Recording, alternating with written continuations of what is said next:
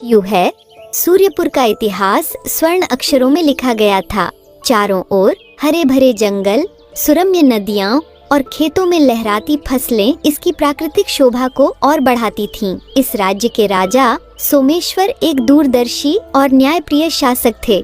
अपनी प्रजा से उनका गहरा लगाव था और यही कारण था कि सूर्यपुर को धरा का स्वर्ग कहा जाता था। राजा ने अपने शासनकाल में राज्य को युद्धों और अकालों से बचाया था। उनके साहस और कुशल नेतृत्व के कारण ही सूर्यपुर आसपास के राज्यों के लिए ईर्ष्या का कारण बन गया था। परंतु जिस राजा ने अपने पराक्रम और बुद्धिमत्ता से राज्य को समृद्धि की ऊंचाइयों तक पहुंचाया था, वही आज चिंता में डूबा हुआ था। राजमहल के शांत कक्ष में राजा सोमेश्वर का चेहरा गंभीर था।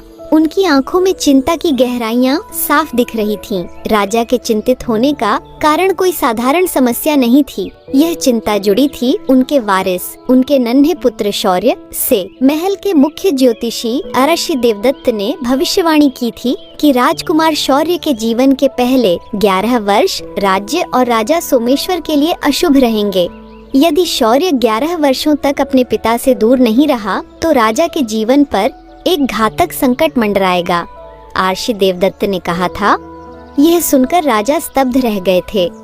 अपनी संतान को वर्षों तक स्वयं से दूर रखने का विचार उनकी आत्मा को झकझोर रहा था। राजा ने सोचा, कैसा दुर्भाग्य है, जिस पुत्र के जन्म के लिए मैंने वर्षों तक प्रतीक्षा की, अब उसी से दूर रहना होगा।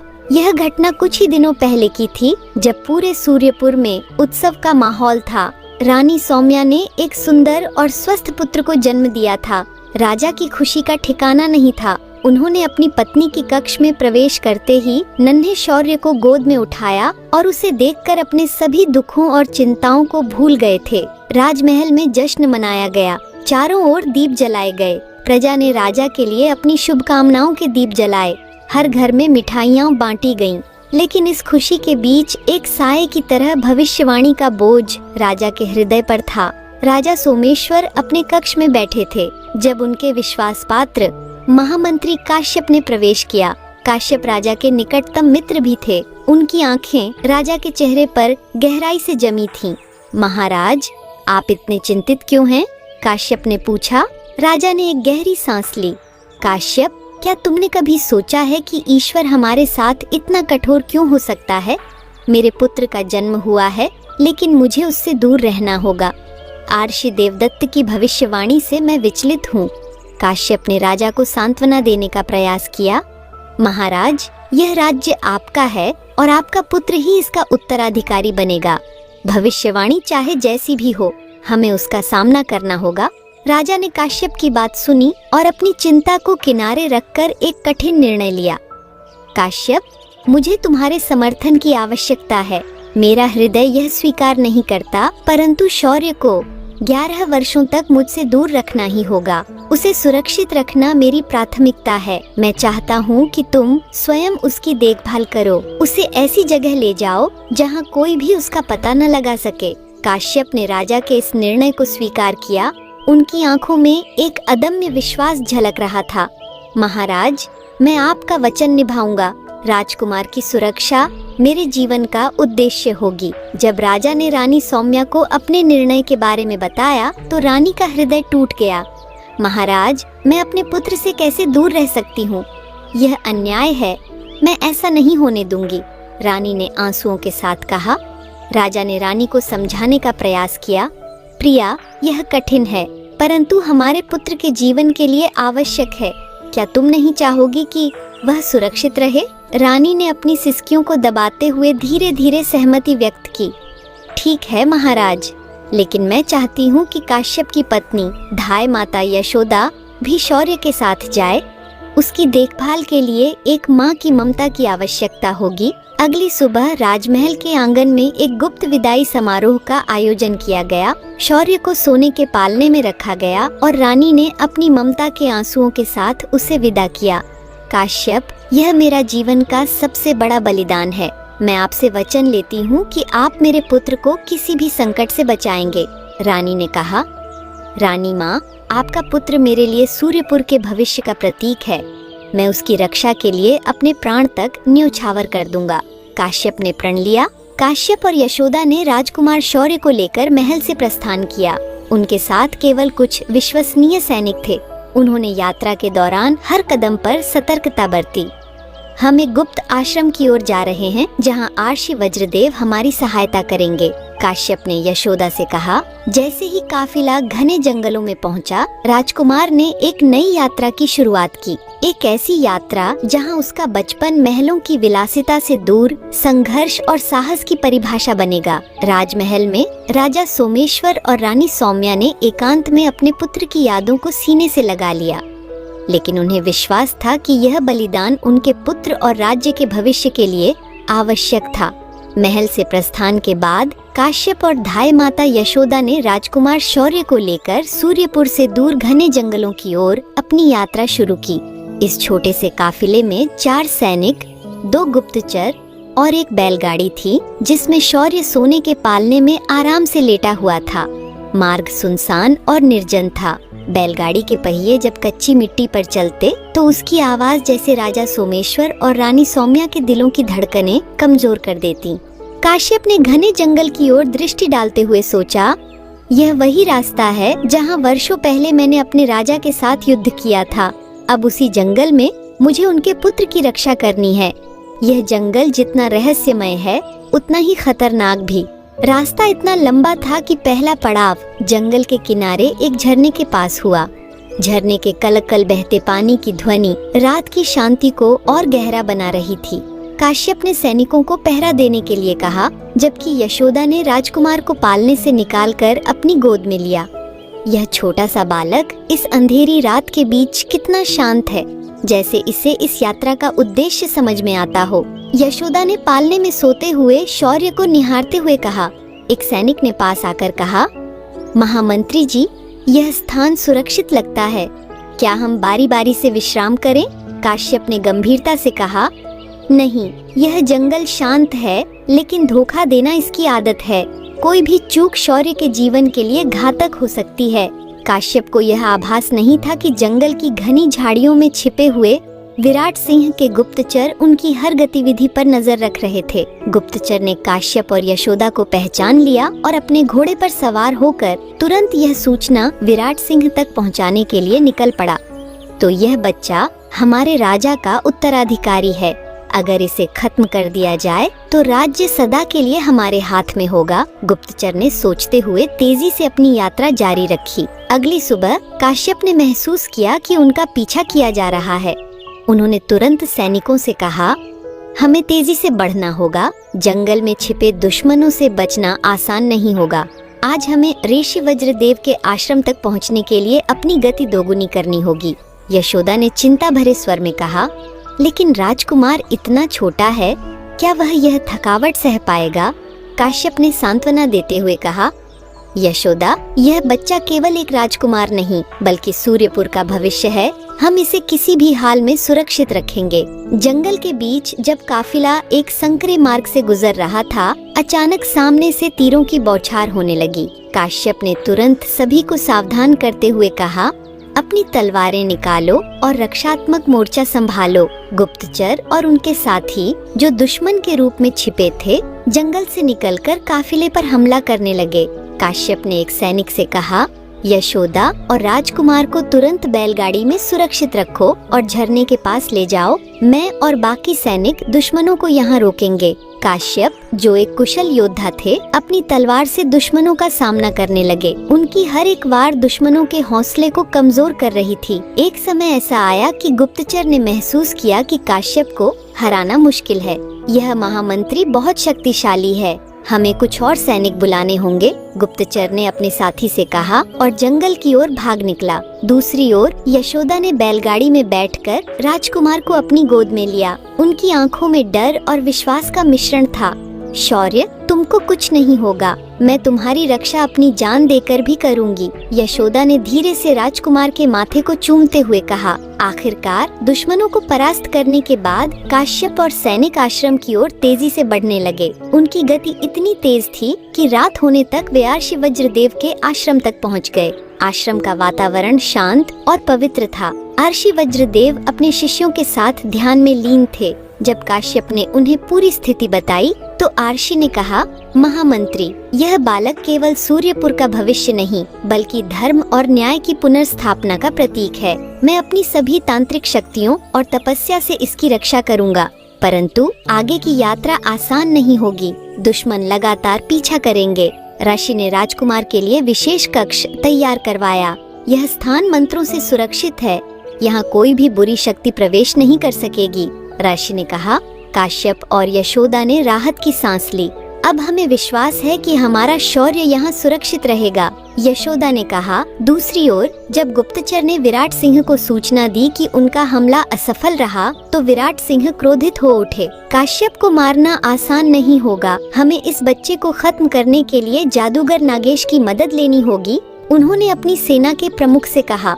अर्षि वज्रदेव का आश्रम गहरे जंगल के बीच एक छोटे सुरम्य स्थान पर स्थित था। चारों ओर ऊंचे ऊंचे वृक्ष जिनकी शाखाएं आकाश को चूमती थीं, आश्रम को प्रकृति की गोद में छिपाए हुए थे। आश्रम के चारों ओर एक पवित्र धारा बहती थी जिसका पानी इतना निर्मल था कि उसमें सूरज की किरणें चमकती थीं। पक्षियों की चहचहाहट और झरने की मधुर ध्वनि आश्रम के वातावरण को शांति और ऊर्जा प्रदान करती थी। आश्रम में शांति और तपस्या का माहौल था, लेकिन यहाँ की सादगी में भी एक अलग ही गरिमा थी। कुटिया बांस और पत्तों से बनी हुई थी और हर एक कुटिया के पास एक छोटा सा आंगन था। इन कुटियाओं में आर्षि और उनके शिष्य निवास करते थे। यहाँ जीवन के हर पहलू को प्रकृति के साथ संतुलित करके जिया जाता था। आर्षि वज्रदेव ने शौर्य को अपने शिष्यों के कक्षों से अलग एक विशेष कुटिया में स्थान दिया। यह कुटिया अन्य कुटियाओं की तुलना में अधिक संरक्षित थी और मंत्रों से सुरक्षित रखी गई थी। यह कुटिया शौर्य के लिए एक किला है। कोई भी बाहरी शक्ति यहाँ प्रवेश नहीं कर सकती। ऋषि ने काश्यप और यशोदा से कहा।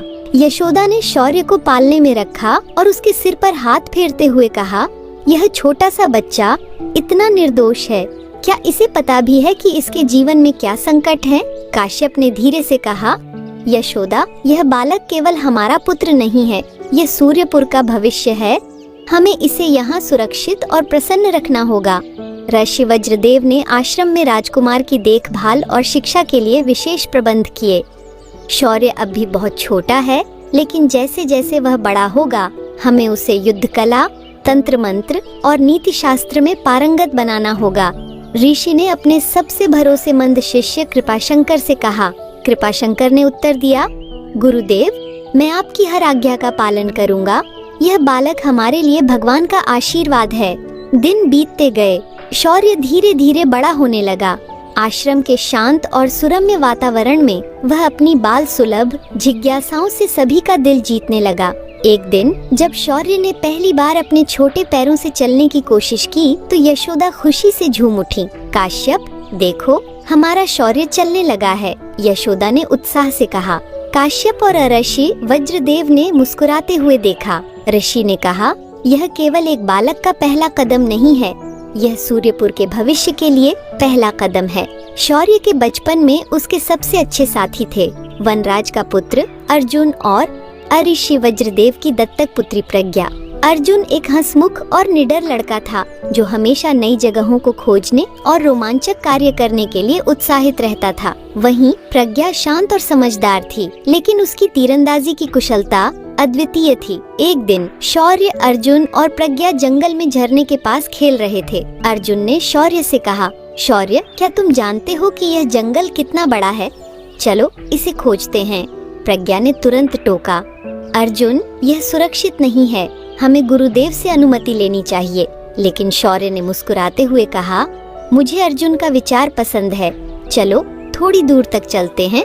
तीनों बच्चे जब झरने से थोड़ा आगे बढ़े तो उन्होंने एक घायल पक्षी को देखा। पक्षी के पंख में तीर लगा हुआ था। शौर्य ने तुरंत कहा, हमें इसे बचाना होगा। प्रज्ञा ने पक्षी को उठाया और कहा, यह किसी शिकारी का काम है, हमें इसे आश्रम ले जाना चाहिए। अर्जुन ने मजाकिया अंदाज में कहा, शौर्य, तुम राजकुमार हो और यहाँ जंगल में पक्षियों को बचा रहे हो, यह काम किसी योद्धा का नहीं है। शौर्य ने गंभीरता से जवाब दिया, अर्जुन, एक सच्चा योद्धा केवल युद्ध में ही नहीं बल्कि जीवन के हर क्षेत्र में न्याय करता है। आश्रम लौटने के बाद आरषि वज्रदेव ने बच्चों की कहानी सुनी। उन्होंने शौर्य की ओर देखकर कहा, शौर्य, तुमने आज दिखाया कि एक राजा केवल अपनी प्रजा के लिए नहीं बल्कि हर जीव के लिए उत्तरदायी होता है। मैं तुम्हारे भविष्य को उज्जवल देख रहा हूँ। दूसरी ओर विराट सिंह और जादूगर नागेश ने आरषि वज्रदेव के आश्रम का पता लगाने की योजना बनाई। नागेश ने अपनी तांत्रिक शक्तियों का उपयोग करके जंगल के हर कोने को खंगालने का निश्चय किया। यह बच्चा हमारी सत्ता के लिए सबसे बड़ा खतरा है, इसे खत्म करना ही हमारा उद्देश्य है, नागेश ने विराट सिंह से कहा। विराट सिंह ने जवाब दिया, लेकिन हमें ध्यान रखना होगा कि आरषि वज्रदेव अत्यंत शक्तिशाली हैं। सीधे हमला करना समझदारी नहीं होगी, हमें चालाकी से काम करना होगा। आरषि वज्रदेव ने अपने ध्यान के दौरान महसूस किया कि कोई बुरी शक्ति आश्रम के आसपास मंडरा रही है। उन्होंने कृपाशंकर से कहा, हमें आश्रम की सुरक्षा को और मजबूत करना होगा। दुश्मन किसी भी समय हमला कर सकते हैं। कृपाशंकर ने तुरंत अपने शिष्यों को एकत्र किया और आश्रम के चारों ओर मंत्रित सुरक्षा चक्र बनाया। यह सुरक्षा चक्र किसी भी बुरी शक्ति को अंदर आने से रोकेगा।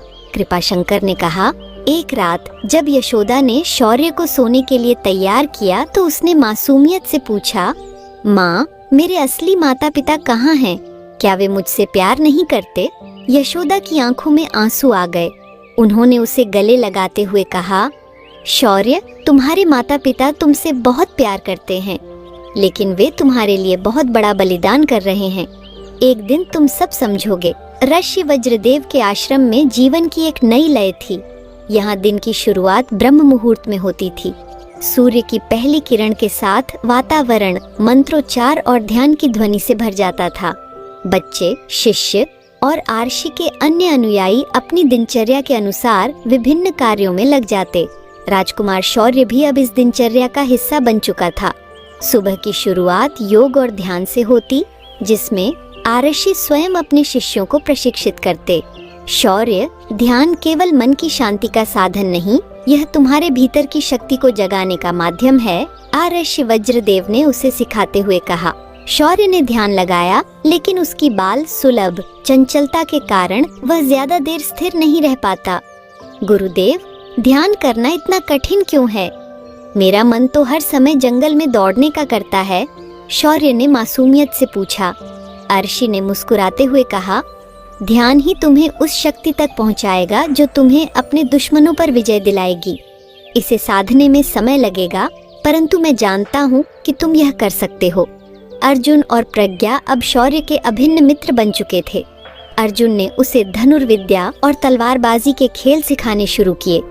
शौर्य, एक दिन तुम अपनी तलवार से दुश्मनों की सेना को हराओगे, अर्जुन ने उसे प्रोत्साहित किया। लेकिन अभी मैं तो इस तलवार को ठीक से पकड़ भी नहीं पा रहा, शौर्य ने हंसते हुए कहा। प्रज्ञा ने उसे समझाया, युद्ध कौशल केवल ताकत का नहीं बल्कि धैर्य और विवेक का खेल है। हर दिन थोड़ा थोड़ा अभ्यास करो और देखना, एक दिन तुम सबसे बड़े योद्धा बनोगे। एक रात आरषि वज्रदेव ने काश्यप को बुलाया। महामंत्री, यह बालक केवल एक राजा नहीं बल्कि एक धर्मरक्षक भी होगा। मुझे उसे तंत्र मंत्र और विशेष शक्तियों का ज्ञान देना होगा, लेकिन यह शिक्षा उसे बचपन से नहीं बल्कि युवावस्था में ही दी जानी चाहिए। अभी हमें उसे बचपन का आनंद लेने देना चाहिए, आरषि ने कहा। काश्यप ने सहमति जताई। गुरुदेव, मैं आपके निर्णय का सम्मान करता हूँ। शौर्य का बचपन उसकी शक्ति का आधार बनेगा। एक दिन जब आश्रम के बच्चे जंगल में फल और लकड़ी इकट्ठा कर रहे थे, तभी अचानक जंगल में हड़कंप मच गया। एक विशाल जंगली हाथी जो घायल और क्रोधित था, बच्चों की ओर बढ़ रहा था। सब इधर भागो, अर्जुन ने चिल्लाते हुए कहा। लेकिन प्रज्ञा ने देखा कि एक छोटा बच्चा जो आश्रम का सबसे छोटा शिष्य था, भय के कारण अपनी जगह पर ही खड़ा था। शौर्य, हमें उसे बचाना होगा, प्रज्ञा ने कहा। शौर्य ने तुरंत एक मोटी लकड़ी उठाई और हाथी के सामने जाकर खड़ा हो गया। यह बालक यहाँ से नहीं जाएगा, शौर्य ने दृढ़ता से कहा। हाथी ने गरजते हुए अपनी सूंड से वार किया, लेकिन शौर्य ने फुर्ती से बचते हुए लकड़ी से हाथी की सूंड पर वार किया। यह देखकर हाथी पीछे हटने लगा। उसी समय अर्जुन ने अपने धनुष से एक तीर चलाया जो हाथी के सामने जमीन पर जाकर लगा। तीर की आवाज से हाथी और डर गया और वापस जंगल में भाग गया। शौर्य, तुमने उस बच्चे को बचाकर अपनी वीरता का प्रमाण दिया है, प्रज्ञा ने कहा। शौर्य ने मुस्कुराते हुए जवाब दिया, एक राजा को अपनी प्रजा के हर व्यक्ति की रक्षा करनी चाहिए, चाहे वह छोटा हो या बड़ा। जब यह घटना आर्षि वज्रदेव को बताई गई तो उन्होंने शौर्य को अपने पास बुलाया। शौर्य, तुम्हारी यह वीरता दिखाती है कि तुम केवल एक योद्धा नहीं बल्कि एक सच्चे नेता हो।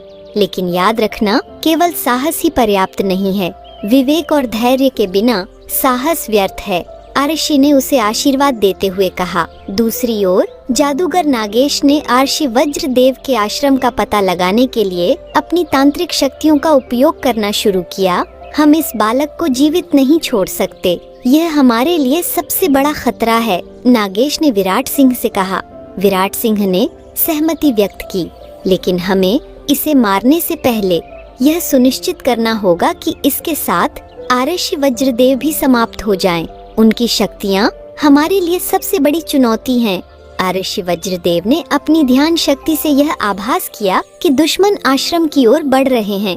उन्होंने कृपाशंकर और अन्य शिष्यों को बुलाकर कहा, आश्रम की सुरक्षा के लिए हमें नए मंत्रों और तांत्रिक शक्ति का उपयोग करना होगा। दुश्मन कभी भी हमला कर सकते हैं। उन्होंने आश्रम के चारों ओर एक सुरक्षा घेरा बनाया और उसमें विशेष मंत्र स्थापित किए। घटनाओं के बीच शौर्य का व्यक्तित्व धीरे धीरे निखर रहा था। उसने अर्जुन और प्रज्ञा से कहा, मैं केवल अपने लिए नहीं बल्कि अपने माता पिता और राज्य के लिए भी लड़ूंगा। मुझे नहीं पता कि मेरे माता पिता कहाँ हैं, लेकिन मुझे यकीन है कि वे मेरी प्रतीक्षा कर रहे हैं। जादूगर नागेश एक गुप्त गुफा में अपने शिष्यों के साथ बैठा था। उसकी आंखें लाल थीं और उसकी उपस्थिति भयावह थी। उसने अपनी मटमैली पुस्तक के पन्नों को पलटते हुए कहा, इस आश्रम को नष्ट करना हमारी पहली प्राथमिकता है। आर्षि वज्रदेव के मंत्र हमें रोक सकते हैं, लेकिन उनकी शक्तियों को भेदने का तरीका मैं जानता हूँ। वह बालक राजकुमार शौर्य हमारी सबसे बड़ी बाधा है, उसे खत्म करना ही होगा। उसने अपने शिष्यों को इशारा किया, तुम सब मेरे साथ जंगल के उस हिस्से में चलो जहाँ से हम आश्रम को देख सकें। आज रात हमारा समय है, अंधकार हमारे पक्ष में है और हम इसका पूरा लाभ उठाएंगे। आश्रम में आर्षि वज्रदेव को ध्यानमग्न अवस्था में यह आभास हुआ कि कुछ अमंगल होने वाला है। उन्होंने तुरंत अपने सबसे अनुभवी शिष्य कृपाशंकर को बुलाया। कृपाशंकर, आज रात कुछ असामान्य होगा। दुश्मन हमारे द्वार पर दस्तक देंगे, हमें पूरी तरह सतर्क रहना होगा। कृपाशंकर ने गंभीर स्वर में उत्तर दिया, गुरुदेव, मैं सभी शिष्यों को सुरक्षा व्यवस्था में लगा दूंगा, लेकिन शौर्य और अन्य बच्चों का क्या उन्हें इस खतरे से अवगत कराना चाहिए? ऋषि वज्रदेव ने कहा, अभी नहीं, बच्चों को उनकी मासूमियत में रहने दो। लेकिन शौर्य को कुछ महसूस होगा, उसकी आत्मा का संबंध इस पूरे घटनाक्रम से है, उसे धीरे धीरे तैयार करना होगा। उधर शौर्य अपने कक्ष में सोने की कोशिश कर रहा था, लेकिन उसे बेचैनी महसूस हो रही थी। मुझे ऐसा क्यों लग रहा है कि कुछ बुरा होने वाला है, उसने प्रज्ञा से कहा, जो पास की कुटिया में थी। प्रज्ञा ने उसे शांत करने की कोशिश की। शौर्य, यह केवल तुम्हारा वहम हो सकता है, आश्रम सुरक्षित है। गुरुदेव ने इसे शक्तिशाली मंत्रों से सुरक्षित रखा है। शौर्य ने कहा, फिर भी मेरा मन कह रहा है कि हमें सतर्क रहना चाहिए। अर्जुन को भी जागने के लिए कहो। जैसे ही रात गहराई, नागेश ने अपने शिष्यों के साथ आश्रम के चारों ओर जादुई धुएं का छल्ला बनाया। यह धुआं धीरे धीरे मंत्रों के प्रभाव को कमजोर कर रहा था। गुरुदेव की रक्षा प्रणाली को भेदने के लिए यह धुआं पर्याप्त है, नागेश ने कहा। आश्रम के कुछ पशु जो सामान्य रूप से शांत रहते थे, अचानक भयभीत होकर इधर उधर भागने लगे। कृपाशंकर ने इसे देखा और तुरंत आर्षि वज्रदेव को सूचना दी, गुरुदेव, यह धुआं हमारी सीमा के अंदर आ रहा है। यह किसी साधारण आग का धुआं नहीं है, यह जादू है। ऋषि वज्रदेव ने मंत्रों का उच्चारण करते हुए कहा, हमारे पास बहुत समय नहीं है, सभी को एकत्र करो और उन्हें आत्मरक्षा के लिए तैयार करो। उसी समय अर्जुन ने शौर्य को बताया कि आश्रम के बाहर कुछ असामान्य गतिविधि हो रही है। शौर्य, मैंने झाड़ियों के पास किसी को देखा था, वे हमारी ओर बढ़ रहे हैं, अर्जुन ने फुसफुसाकर कहा। हमें गुरुदेव को बताना चाहिए, शौर्य ने तुरंत कहा। लेकिन प्रज्ञा ने सुझाव दिया, अगर यह सच है तो हमें पहले खुद स्थिति को समझना होगा। अगर दुश्मन हमारी सीमा के अंदर आ चुके हैं तो गुरुदेव के पास जाने से पहले हमें यह पता लगाना होगा कि वे कितने हैं। तीनों चुपचाप झाड़ियों की ओर बढ़े। जब वे वहां पहुंचे तो उन्होंने देखा कि नागेश अपने जादू से मंत्रों के सुरक्षा चक्र को कमजोर कर रहा है। शौर्य ने फुसफुसाते हुए कहा, यह वही दुश्मन है जिसकी हमें चिंता थी। अब समय आ गया है कि हम अपनी ताकत दिखाएं। शौर्य, अर्जुन और प्रज्ञा ने पहले एक योजना बनाई। अगर हम इन्हें चौंका सकें तो हमारे पास जीतने का मौका है। अर्जुन, तुम ऊपर के पेड़ पर जाओ और इन पर पत्थर गिराओ। प्रज्ञा, तुम अपनी तीरंदाजी का इस्तेमाल करो, मैं इनके सामने से ध्यान भटकाने का काम करूंगा। शौर्य ने कहा। अर्जुन ने एक बड़े पेड़ पर चढ़कर पत्थरों का ढेर तैयार किया। प्रज्ञा ने अपने तीरों को कसे हुए धनुष पर रखा और शौर्य अपनी नन्ही तलवार लेकर नागेश की ओर बढ़ा। कौन है यहाँ? नागेश ने चौंक कर पूछा। शौर्य ने दृढ़ता से कहा, मैं हूँ शौर्य, सूर्यपुर का उत्तराधिकारी। तुम यहाँ मेरे आश्रम पर हमला नहीं कर सकते। नागेश ने ठाका लगाया, तुम केवल एक बच्चा हो, मुझे रोकने की कोशिश मत करो वरना ये तुम्हारे लिए घातक होगा। लेकिन तभी अर्जुन ने पत्थरों की बौछार शुरू कर दी और प्रज्ञा ने नागेश के शिष्यों पर तीर चलाने शुरू कर दिए। शौर्य, अर्जुन और प्रज्ञा के प्रयासों ने दुश्मनों को कुछ समय के लिए भ्रमित कर दिया, लेकिन नागेश की शक्तियां इतनी प्रबल थीं कि उसने अपने मंत्रों से उन्हें रोकने की कोशिश की। तभी आरश्य वज्रदेव अपने शिष्यों के साथ वहां पहुंचे। नागेश, यह आश्रम धर्म और सत्य का प्रतीक है, यहाँ तुम्हारी काली शक्तियाँ काम नहीं करेंगी, आरश्य ने कहा। उन्होंने एक शक्तिशाली मंत्र का उच्चारण किया जिससे नागेश और उसके शिष्य अंधेरे में गायब हो गए। इस घटना के बाद आरश्य वज्रदेव ने शौर्य, अर्जुन और प्रज्ञा को अपने पास बुलाया। शौर्य, आज तुमने दिखा दिया कि तुम्हारे अंदर एक सच्चा योद्धा छिपा हुआ है, लेकिन याद रखना तुम्हारी यात्रा अभी शुरू हुई है। तुम्हें अपनी ताकत और बढ़ानी होगी, आरश्य ने कहा। शौर्य ने सिर झुकाते हुए कहा, गुरुदेव, मैं प्रतिज्ञा करता हूँ कि मैं अपनी शिक्षा को पूरा करूँगा और अपने राज्य के लिए, अपने माता पिता के लिए और धर्म के लिए लड़ूंगा। नागेश और विराट सिंह ने अपनी असफलता के बाद एक नई योजना बनाई। यह बालक हमारी पहली चुनौती है, हमें इसे खत्म करने के लिए कुछ अलग सोचना होगा। नागेश ने कहा, हम सीधे हमला नहीं करेंगे, अब समय है चालाकी से काम करने का। विराट सिंह ने उत्तर दिया। नागेश और उसके शिष्यों को भगाने के बाद आश्रम में एक नई सुबह का आगमन हुआ। सूरज की पहली किरणें घने वृक्षों की शाखाओं के बीच से झांक रही थीं। पक्षियों की चहचहाहट और झरने की कल-कल ध्वनि ने वातावरण को फिर से शांत बना दिया था। शौर्य, अर्जुन और प्रज्ञा ने रात की घटना से प्रेरणा ली थी। तीनों ने अपनी क्षमताओं को और बेहतर करने का निर्णय लिया। हमने भले ही नागेश को यहाँ से भगा दिया हो, लेकिन वह फिर लौटेगा और अगली बार हमें अधिक तैयार रहना होगा, शौर्य ने दृढ़ स्वर में कहा। प्रज्ञा ने सहमति जताई। हमें अपनी रणनीतियों और युद्ध कौशल पर अधिक ध्यान देना होगा। गुरुदेव से हमें और सिखाने के लिए कहना चाहिए। आरश्य वज्रदेव ने बच्चों की लगन को देखकर उन्हें नई नई युद्ध तकनीकों और मानसिक स्थिरता बनाए रखने के लिए अभ्यास कराना शुरू किया। तुम सबको यह समझना होगा कि एक योद्धा का सबसे बड़ा शस्त्र उसकी बुद्धि होती है। केवल ताकत से युद्ध जीता नहीं जा सकता, आरश्य ने कहा। उन्होंने तीनों को एक अलग अलग कौशल सिखाना शुरू किया। शौर्य को नेतृत्व और तलवारबाजी का गहन प्रशिक्षण दिया गया। अर्जुन को रणनीति और धनुर्विद्या में पारंगत किया गया। प्रज्ञा को गुप्तचरी और त्वरित निर्णय लेने की कला सिखाई गई।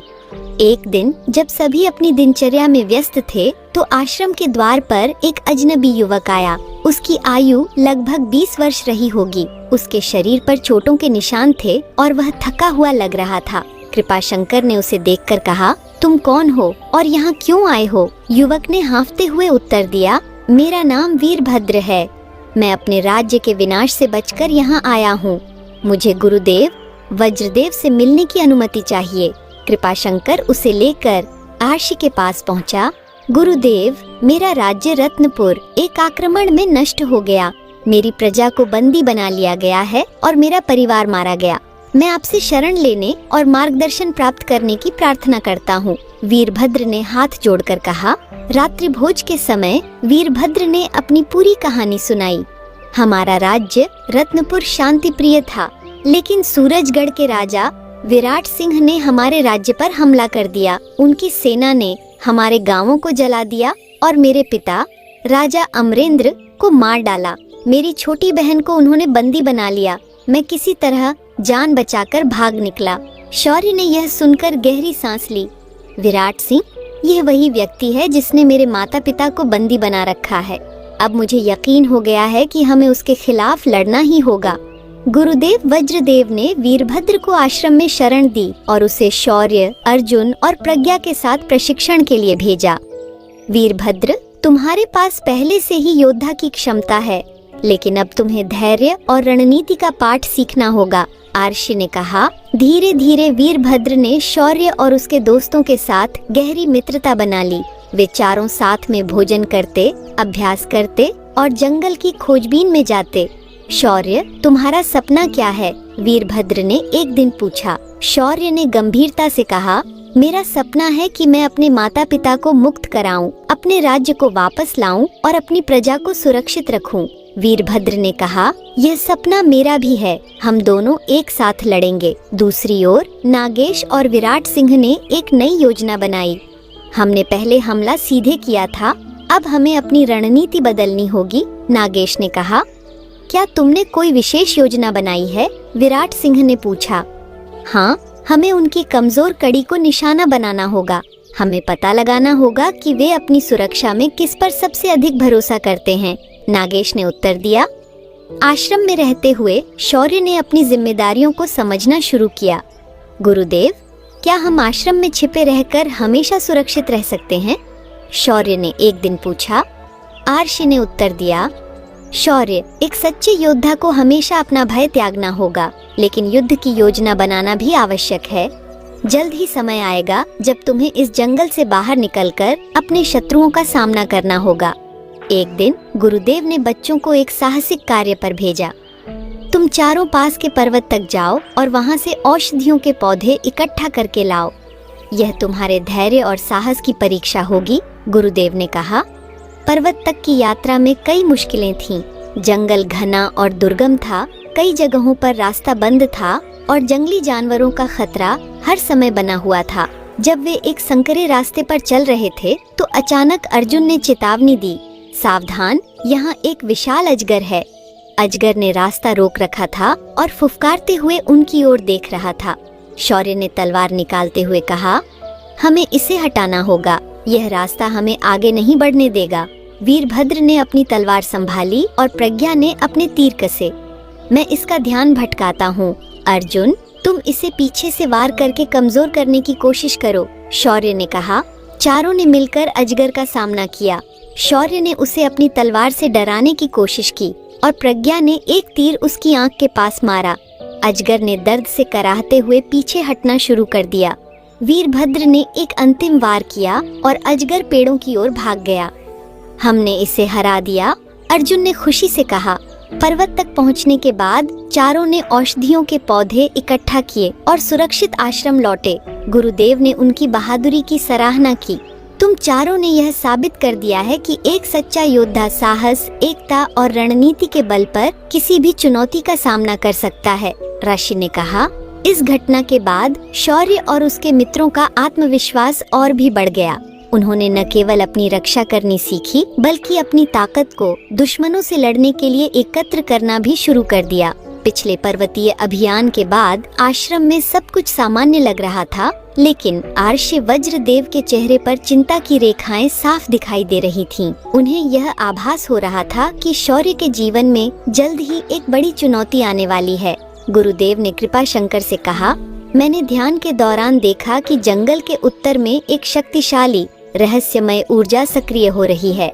हमें इस बारे में जल्द ही कुछ करना होगा। कृपा शंकर ने चिंतित होकर पूछा, गुरुदेव, क्या यह नागेश की कोई नई चाल है? वज्रदेव ने सिर हिलाते हुए कहा, यह उससे भी बड़ा है। यह ऊर्जा प्राचीन और बहुत शक्तिशाली है। हमें इसके रहस्य को समझना होगा। यह शौर्य के लिए एक चुनौती भी हो सकती है। एक दिन आश्रम के मुख्य कक्ष में गुरुदेव ने शौर्य, अर्जुन, प्रज्ञा और वीरभद्र को बुलाया। उन्होंने एक पुरानी फटी हुई चमड़े की पांडुलिपि दिखाई। यह पांडुलिपि हमें उस गुफा का रास्ता दिखाती है जहाँ एक प्राचीन हथियार छिपा है। यह हथियार इतना शक्तिशाली है कि यह तुम्हारे शत्रु नागेश और विराट सिंह को पराजित कर सकता है, लेकिन इसे प्राप्त करना सरल नहीं होगा। गुरुदेव ने गंभीर स्वर में कहा। अर्जुन ने उत्सुकता से पूछा, गुरुदेव यह हथियार कैसा है? क्या यह कोई दिव्य तलवार है? गुरुदेव ने उत्तर दिया, यह तलवार या धनुष नहीं, बल्कि एक शक्ति है जो केवल उस व्यक्ति को स्वीकार करती है जो साहस, सत्य और निस्वार्थता का प्रतीक हो। लेकिन इस गुफा तक पहुंचने के लिए तुम्हें कई परीक्षाओं से गुजरना होगा। गुरुदेव ने चारों को तैयार होने का आदेश दिया। तुम चारों इस अभियान पर जाओगे, लेकिन याद रखना यह यात्रा खतरों से भरी होगी। तुम्हें अपने साहस और एकता से हर चुनौती का सामना करना होगा। यात्रा की शुरुआत से पहले गुरुदेव ने चारों को आशीर्वाद दिया। कृपाशंकर ने उन्हें आवश्यक हथियार और भोजन दिया। यह गुफा उत्तर दिशा के घने जंगलों में स्थित है। वहां जाने का रास्ता बेहद कठिन है।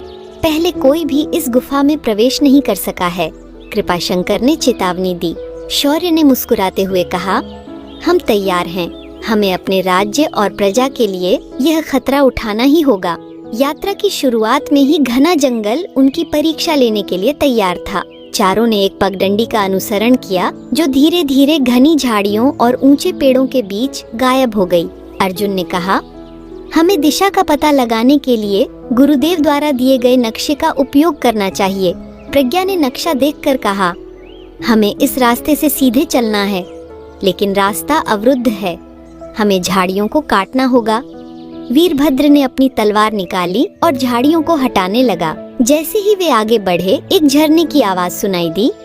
यह आवाज हमें सही दिशा में होने का संकेत दे रही है, शौर्य ने कहा। जंगल में चलते हुए उन्होंने अचानक देखा कि उनके रास्ते में विषैले सांपों का झुंड इकट्ठा था। ये सांप किसी भी अजनबी को अपने इलाके में आने की अनुमति नहीं देते थे। अर्जुन ने फुसफुसाकर कहा, यहाँ से निकलना आसान नहीं होगा। ये सांप हमें चारों ओर से घेर सकते हैं। प्रज्ञा ने अपनी धनुष उठाई और धीरे से कहा, हमें बिना उन्हें परेशान किए यहाँ से निकलने की योजना बनानी होगी। शौर्य ने एक सूझबूझ भरी योजना बनाई। हम एक तरफ सूखी लकड़ी जलाएंगे और धुआं बनाएंगे। इससे सांप डरकर पीछे हट सकते हैं। अर्जुन, तुम और वीरभद्र यह काम करो और मैं और प्रज्ञा पहरेदारी करेंगे। जैसे ही उन्होंने लकड़ी जलानी शुरू की, धुआं फैलने लगा और सांप धीरे धीरे रास्ते से हट गए। चारों ने जल्दी से उस स्थान को पार किया। जंगल में एक जगह उन्होंने रात को रुकने का फैसला किया। अर्जुन ने एक ऊंचे पेड़ के नीचे तंबू लगाया और प्रज्ञा ने भोजन बनाने की तैयारी की। शौर्य ने आसमान की ओर देखते हुए कहा, यह जंगल इतना सुंदर है, लेकिन इसमें छिपे खतरों को समझना आसान नहीं। ये हमारी परीक्षा ले रहा है। वीरभद्र ने उसकी बात से सहमति जताई। हर कदम पर हमें सतर्क रहना होगा। दुश्मन की चालों से भी सावधान रहना जरूरी है। अगले दिन यात्रा जारी रखते हुए चारों ने महसूस किया कि कोई उनका पीछा कर रहा है। यहाँ कुछ है, हमें बहुत ध्यान से आगे बढ़ना होगा, प्रज्ञा ने कहा। तभी जंगल में एक गहरी छाया दिखाई दी। वह छाया मानो हवा में तैर रही थी। शौर्य ने तलवार निकालकर कहा, यह कोई साधारण छाया नहीं है, यह शायद किसी जादुई शक्ति का संकेत है। छाया ने अचानक रूप बदल लिया और एक बड़े राक्षस का आकार ले लिया। वह गरजते हुए चारों की ओर बढ़ा। तुम इस गुफा तक नहीं पहुंच सकते, यह स्थान केवल शक्तिशाली आत्माओं के लिए है, राक्षस ने कहा। चारों ने मिलकर राक्षस का सामना करने की योजना बनाई। अर्जुन ने कहा, यह राक्षस बहुत शक्तिशाली दिखता है, हमें इसकी गति को रोकना होगा। प्रज्ञा ने अपनी धनुष से तीर चलाए जो राक्षस के पैरों में जाकर लगे। वीरभद्र ने तलवार से उसका ध्यान भटकाया, जबकि शौर्य ने उसकी कमजोरी पर वार किया। यह युद्ध घंटों तक चला। अंततः शौर्य ने राक्षस के दिल पर अंतिम वार किया और वह धुएं में बदलकर गायब हो गया। यह हमारी पहली बड़ी जीत है। अब हमें और सतर्क रहना होगा, शौर्य ने कहा। यात्रा के तीसरे दिन चारों गुफा के प्रवेश द्वार पर पहुँचे। यह गुफा विशाल और रहस्यमय थी। दरवाजे पर जटिल शिलालेख खुदे हुए थे। प्रज्ञा ने शिलालेख पढ़ने की कोशिश की। यहाँ लिखा है कि केवल निडर और सत्यनिष्ठ व्यक्ति ही इस गुफा में प्रवेश कर सकता है। अन्य लोग यहाँ नष्ट हो जाते हैं। शौर्य ने गहरी सांस लेते हुए कहा, हम इस परीक्षा के लिए तैयार हैं। यह हमारा भाग्य है। गुफा के विशाल द्वार पर खड़े चारों मित्रों की आंखों में मिश्रित भावनाएं थीं, रोमांच, भय और जिज्ञासा। यह द्वार इतना ऊंचा था कि मानो आसमान तक पहुंच रहा हो। शिलालेखों के ऊपर कई अजीब आकृतियां उकेरी गई थीं। इनमें बड़े बड़े सर्प, युद्धरत योद्धा और दैत्य जैसे प्राणियों के चित्र थे। दरवाजे के चारों ओर बेलों और काई ने उसे ढक रखा था, जो इसे और भी रहस्यमय बना रहा था। प्रज्ञा ने शिलालेखों का अनुवाद करते हुए कहा, यह द्वार केवल साहसी और सत्यवादी आत्माओं के लिए खुलेगा। जो भी झूठ बोलेगा उसका अंत यही होगा। अर्जुन ने मजाकिया लहजे में कहा, तो हम सब सुरक्षित हैं। हमने झूठ बोलना सीखा ही नहीं है। वीरभद्र ने गंभीरता से जवाब दिया, लेकिन यह सिर्फ शुरुआत है। असली परीक्षा गुफा के अंदर होगी। जैसे ही शौर्य ने गुफा के दरवाजे को छुआ, दरवाजे पर लिखे शिलालेख चमकने लगे। एक तेज आवाज गूंज उठी, जो सत्य, साहस और निष्ठा का प्रतीक है, वही इस गुफा में प्रवेश कर सकता है, लेकिन पहले उसे अपनी योग्यता साबित करनी होगी। अचानक गुफा के सामने 4 बड़ी खिड़कियां प्रकट हुईं, जिनमें हर एक में एक दृश्य दिखाई देने लगा। शौर्य एक युद्ध के मैदान में अकेला खड़ा था। उसके चारों ओर दुश्मन थे। अर्जुन एक खतरनाक पहाड़ी से गिरता हुआ दिखाई दिया। प्रज्ञा गहरी खाई के किनारे पर फंसी थी। वीरभद्र अपने राज्य के सैनिकों को बचाने के लिए जूझ रहा था। प्रत्येक खिड़की से आवाज आई, अपने डर का सामना करो और सत्य का मार्ग चुनो, तभी द्वार खुलेगा। शौर्य ने खिड़की के पास जाकर अपनी चुनौती को देखा। वह अपने सबसे बड़े भय का सामना कर रहा था, अकेले लड़ने का। मैं कभी भी अपने मित्रों के बिना लड़ने की कल्पना नहीं कर सकता, उसने सोचा। अचानक वह दृश्य उसकी वास्तविकता बन गया। वह खुद को दुश्मनों के बीच घिरा हुआ पाया। दुश्मन भारी हथियारों से लैस थे। क्या मैं इसे अकेले पार कर सकता हूँ? उसने खुद से पूछा। लेकिन फिर उसने अपनी तलवार उठाई और सोचा, मैं अपने डर को हराऊंगा। यह सिर्फ एक भ्रम है। उसने एक एक करके दुश्मनों का सामना किया। हर वार के साथ उसकी हिम्मत बढ़ती गई। अंत में जब उसने आखिरी दुश्मन को हराया तो आवाज गूंजी, तुमने साहस दिखाया। पहला द्वार तुम्हारे लिए खुल चुका है। अर्जुन ने अपनी खिड़की में देखा और अपने सबसे बड़े भय का सामना किया, ऊंचाई से गिरने का। मैं हमेशा ऊंचाई से डरता रहा हूँ, उसने कहा। अचानक वह एक खतरनाक पहाड़ी पर खुद को खड़ा पाया। पहाड़ी पर चढ़ाई करने का कोई साधन नहीं था और नीचे गहरी खाई थी। हवा की आवाज और गिरी हुई चट्टानों की गड़गड़ाहट ने उसे और भयभीत कर दिया। क्या मैं इसे पार कर सकता हूँ? उसने खुद से पूछा। लेकिन अर्जुन ने अपने डर पर काबू पाने का फैसला किया। उसने अपनी बुद्धिमानी से चट्टानों के बीच रास्ता खोजा। जैसे ही वह ऊपर पहुँचा, आवाज गूंजी, तुमने अपने डर को हराया। दूसरा द्वार अब तुम्हारे लिए खुला है।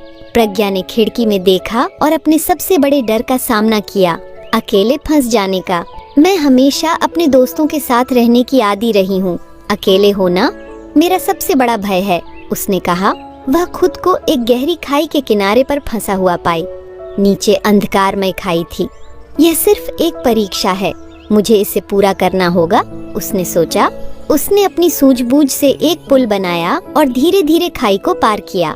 जैसे ही उसने दूसरी तरफ कदम रखा, आवाज गूंजी, तुमने अपनी बुद्धिमत्ता का प्रदर्शन किया। तीसरा द्वार अब तुम्हारे लिए खुला है।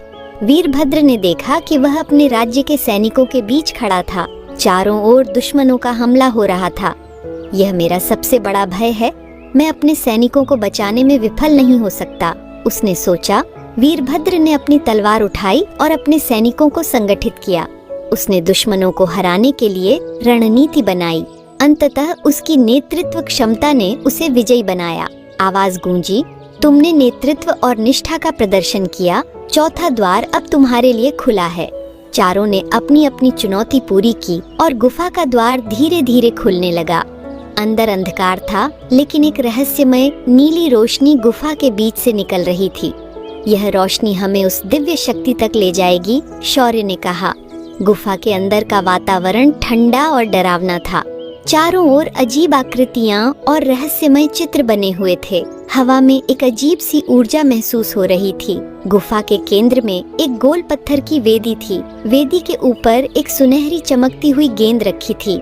यह गेंद न तो धातु की थी और न ही कांच की, लेकिन इसमें से दिव्य ऊर्जा का प्रवाह हो रहा था। गुरुदेव द्वारा दिए गए निर्देश याद करते हुए शौर्य ने कहा, यह वही शक्ति है जिसे हमें प्राप्त करना है, लेकिन इसे छूने से पहले हमें इसे स्वीकार करना होगा। जैसे ही शौर्य ने गेंद के पास अपना हाथ बढ़ाया, वेदी से एक आवाज आई, यह शक्ति केवल उस व्यक्ति की होगी जो अपने स्वार्थ से परे होकर दूसरों के लिए जीता हो। क्या तुम तैयार हो? शौर्य ने दृढ़ता से कहा, मैं अपनी प्रजा, अपने राज्य और धर्म की रक्षा के लिए तैयार हूँ। गेंद से अचानक प्रकाश की एक तेज किरण निकली और चारों के चारों को घेर लिया। गेंद ने अपनी ऊर्जा शौर्य के शरीर में प्रवाहित कर दी।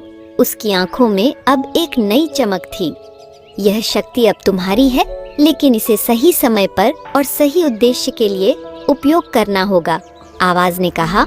चारों ने उस शक्ति को लेकर गुफा से बाहर निकलने का निर्णय लिया, लेकिन यह समझ गए थे कि असली युद्ध अब भी बाकी है।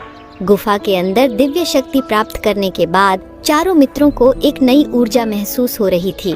गुफा के दरवाजे के बाहर निकलते ही जंगल की ठंडी हवा ने उनका स्वागत किया, लेकिन जैसे ही उन्होंने थोड़ा आगे बढ़ने की कोशिश की, गुफा के चारों ओर की जमीन हिलने लगी।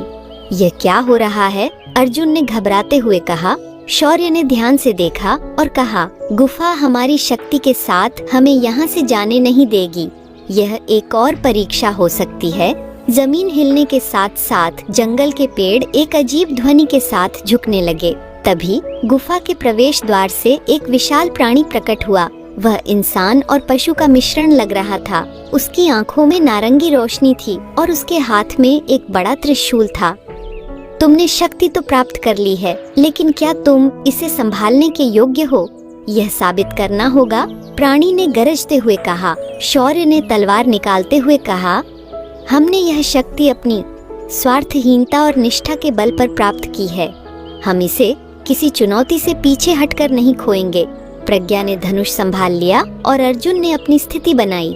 वीरभद्र ने अपनी तलवार निकालते हुए कहा, शौर्य, यह लड़ाई हमारी एकजुटता की परीक्षा है। हमें मिलकर इसे हराना होगा। प्राणी ने अपनी त्रिशूल को घुमाते हुए तेज बिजली की लहर छोड़ी, जिससे जमीन पर गहरी दरारें पड़ गईं। शौर्य ने चिल्लाकर कहा, इसकी शक्ति का केंद्र उसका त्रिशूल है, हमें उसे कमजोर करना होगा। अर्जुन ने पेड़ों पर चढ़ते हुए प्राणी का ध्यान भटकाने के लिए पत्थर फेंके। प्रज्ञा ने तीरों से लगातार हमला किया, जिससे प्राणी की गति धीमी हो गई। वीरभद्र ने सामने से वार करने की कोशिश की, लेकिन प्राणी की ढाल ने उसे रोक दिया। शौर्य ने अपनी तलवार को दिव्य शक्ति से भरकर त्रिशूल पर वार किया। तलवार की चमक ने प्राणी को स्तब्ध कर दिया। अंत में प्राणी ने जमीन पर गिरते हुए कहा, तुमने अपनी एकता और धैर्य का प्रदर्शन किया है। यह शक्ति अब तुम्हारे लिए पूरी तरह स्वीकृत है, लेकिन याद रखना, इसे केवल धर्म और सत्य के लिए उपयोग करना। इसके बाद प्राणी धीरे धीरे धुएं में बदलकर गायब हो गया। गुफा की चुनौतियों से बाहर निकलने के बाद चारों मित्रों ने जंगल का अंतिम हिस्सा पार किया। यह वह जगह थी जहां से सूर्यपुर की सीमा शुरू होती थी। अब हमें अपने अभियान के अगले चरण की तैयारी करनी होगी, शौर्य ने कहा। अर्जुन ने उत्सुकता से पूछा, लेकिन अगला कदम क्या होगा? वीरभद्र ने जवाब दिया, हमें अपने राज्य को बचाने के लिए एक गुप्त योजना बनानी होगी, और सबसे पहले हमें अपने दुश्मनों की हर चाल को समझना होगा। जंगल से निकलने के बाद वे एक छोटे गांव पहुंचे। यह गांव सूर्यपुर की सीमा पर था, जहां से विराट सिंह की सेना का आतंक शुरू हो चुका था। गांव के लोग डरे हुए थे, बच्चों के चेहरे उदास थे और हर कोई अपने घरों में छिपा हुआ था। प्रज्ञा ने एक वृद्धा से पूछा, माँ, यहाँ इतना सन्नाटा क्यों है? क्या हुआ है? वृद्धा ने रोते हुए जवाब दिया, विराट सिंह के सैनिक आए थे। उन्होंने हमारे गांव की फसलें जला दी और हमारे मवेशी छीन लिए। अब हमारे पास न खाने को कुछ है और न जीने की उम्मीद। शौर्य ने यह सुनकर अपने मन में गहरा क्रोध और दुख महसूस किया। यह अन्याय और अधिक सहन नहीं होगा। मैं अपने राज्य की प्रजा की रक्षा के लिए अपनी जान लगा दूंगा। उसने दृढ़ता से कहा। शौर्य और उसके मित्रों ने गांव के लोगों की मदद करने का निश्चय किया। हम जंगल से कुछ खाने की सामग्री लाएंगे, प्रज्ञा ने कहा। अर्जुन ने कुछ गांव वालों को एकत्र किया और उन्हें पुनः खेती करने के लिए प्रेरित किया। वीरभद्र ने गांव के युवाओं को अपने साथ अभ्यास कराते हुए आत्मरक्षा के गुर सिखाने शुरू किए। धीरे धीरे गांव के लोगों के चेहरे पर मुस्कान लौटने लगी। गांव में रहते हुए शौर्य ने सुना कि विराट सिंह की एक बड़ी छावनी पास के मैदान में स्थित है। हमें दुश्मन की स्थिति और उनकी योजनाओं का पता लगाना होगा, शौर्य ने कहा। प्रज्ञा, जो गुप्तचरी में निपुण थी, ने छावनी तक जाने की जिम्मेदारी ली। मैं अकेले जाकर जानकारी जुटाऊंगी, यह मेरा काम है, प्रज्ञा ने आत्मविश्वास से कहा। प्रज्ञा छावनी के पास पहुंची और एक ऊंचे पेड़ पर चढ़कर सैनिकों की गतिविधियों का निरीक्षण करने लगी। उसने देखा कि वहां बड़ी संख्या में सैनिक तैनात थे। वे किसी बड़े हमले की तैयारी कर रहे हैं। हमें इस पर तुरंत कार्रवाई करनी होगी, उसने सोचा।